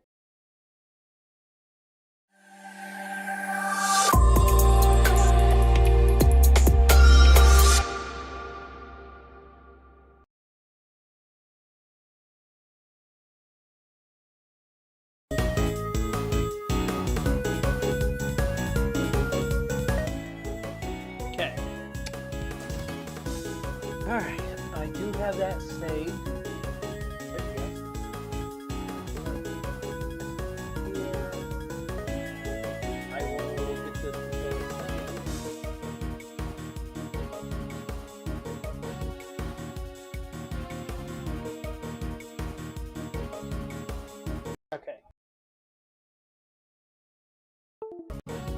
graphics card decided to go wonky. So everything reset itself. Everything has reset itself. We're all black now. And then we'll go blue here in a bit. It spoiled my little magic here, and I kind of hate when XSplit does this. Yes, so you see how I got the music. So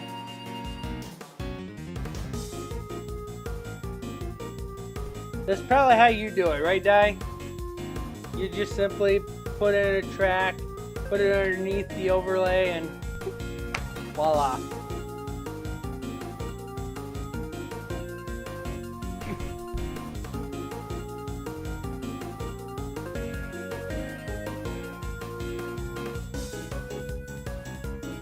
Alright. Come on, laptop. Bond. Alright. There is definitely one person I am going to raid. We will eventually get to all this. I have some rescheduling of some things I gotta do too. I'll do this one.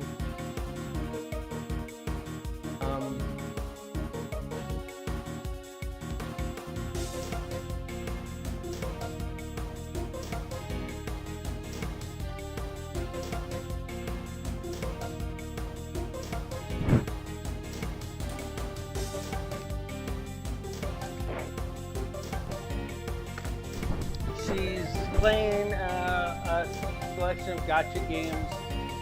You might as well go over there and give her a hug. Probably gonna need. Anyways, tomorrow is going to be Grocery Store Simulator.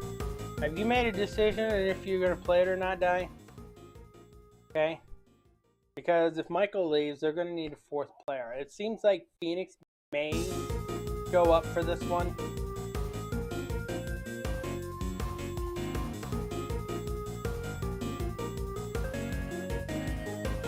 You're not sure, okay. And tomorrow, or Wednesday, Thursday, and Friday, it's going to be all the rest of the training camp. We will still try to get your rewires worked up. I'm thinking about having Andy help out with that for you, Di, so that can be set up. I don't know when you want to get that set up. We're also going to keep an eye on Andy's graphics card so we can get this fully upgraded, so we don't have to worry about this little mess that we're having right now. And we're going to still work with XSplit to update this so the encoder settings are correct, because that's mostly the reason why we're losing all the frames for every platform that we have, because they've apparently all updated and none of the encoder settings are correct because they're not available. And OBS has the same issue. You can hear from everybody else, they have some frames that they have lost and stuff like that. That's because of an encoder issue. Anyways, that's gonna be it for me for tonight. You guys all have